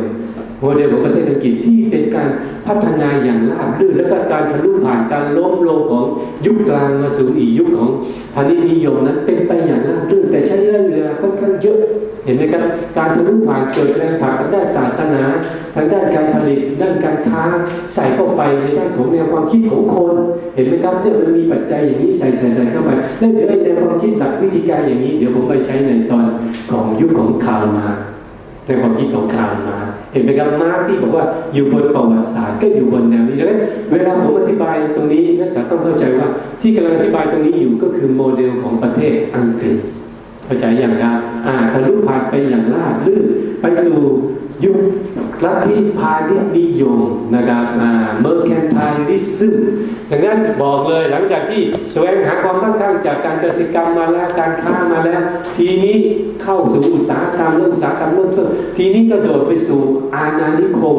ไปสู่โมโนโพไลซ์การผูกขาดแล้วเห็นยังครับการสมมติว่าจากการผูกขาดในตลาดไหนครับตลาดอาณานิคมเห็นยังครับตอนนี้เป็นไงครับก็เริ่มไปที่ตรงนั้นแล้วนะครับโอเคนะครับโอเคก็มีนักปรัชญาก็มาเริ่ม เริ่มมาสนับสนุนเห็นไหมครับนักปรัชญาในยุคนี้เป็นอะไรครับเป็นอีโคโนมิสต์จริงๆเลยแต่เป็นพวกนักเศรษฐศาสตร์ที่เป็นแบบเศรษฐศาสตร์แบบทุนนิยมอย่างเต็มตัวและสุดโต่งเลยนะตอนที่มันพัฒนามาตรงนี้และไอ้แนวความคิดแบบอะไรครับแบบว่าทุนนิยมเริ่มเกิดขึ้นแล้วในประเทศอังกฤษผลิตไปอะไรไปถือกรรมสิทธิ์ในทรัพย์สินผิดอย่างมีประสิทธิภาพบริโภคอย่างมีประสิทธิภาพกฎหมายอังกฤษยอมรับแล้วนายทุนก็เริ่มเกิดครับเป็นบัวจอยเซ่กระดุมดีเป็นนายกระดุมดีนี่ไม่ได้หมายถึงนายทุนขนาดใหญ่หมายถึงนายทุนขนาดเล็กนายทุนขนาดเล็กเกิดขึ้นได้ยังไงมันไปเกิดจากเห็นไหมครับที่แรงผลักดันจากแรงงานเข้าสู่อุตสาหกรรมก็เริ่มเกิดจากในทุนไอ้พวกลูกคนระดับรองลงมาที่ไม่ได้รับมรดกเห็นยังไอ้คนโตที่ได้มรดกก็ผลิตการเกษตรต่อไปไอ้ลูกคนรองมาเป็นไงครับก็ต้องหนีมาอยู่เข้ามาทางด้านอุตสาหกรรมในตัวเมืองเห็นนะครับนี่แหละครับคือที่มาของนายทุนกระดุมดีเริ่มจากขนาดเล็กแล้วก็ค่อยโตสะสมขึ้นมาเรื่อยๆใช้เวลากระบวนการเปลี่ยนผ่านเป็น100 ปี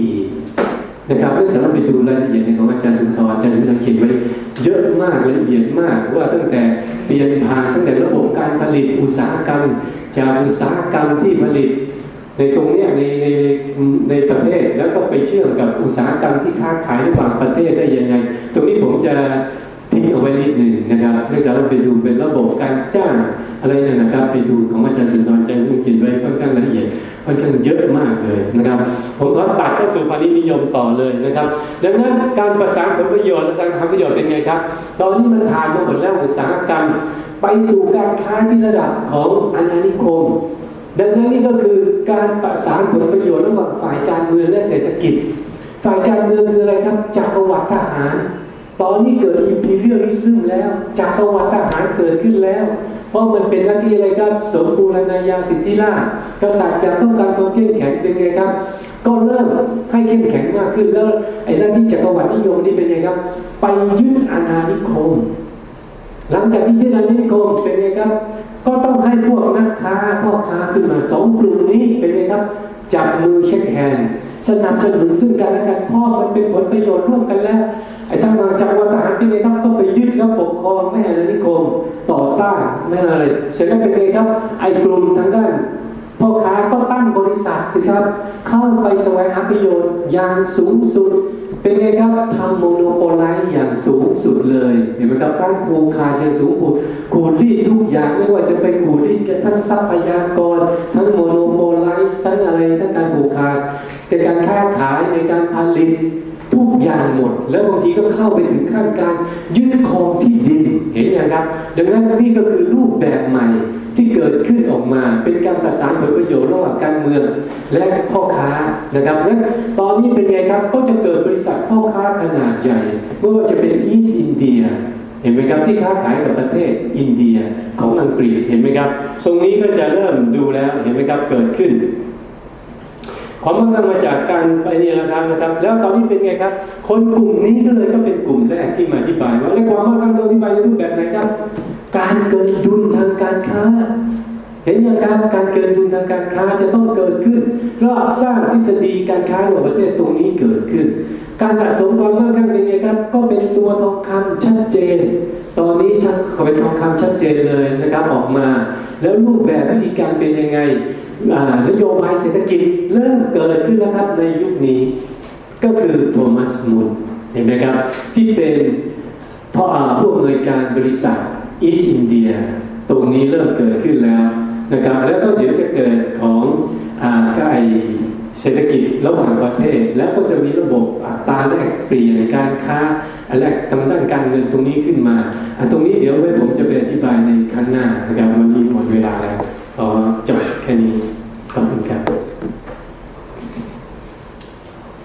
พอดีเทอมนี้สายคุณจะต้องเจอการสอนแบบเนี้ยแบบแนวแบบทฤษฎี100%เลยนะครับเปอร์เซ็นต์เลยนะครับเปอร์เซ็นต์เลยนะครับเปอร์เซ็นต์เลยนะครับเปอร์เซ็นต์เลยนะครับเปอร์เซ็นต์เลยนะครับเปอร์เซ็นต์เลยนะครับเปอร์เซ็นต์เลยนะครับ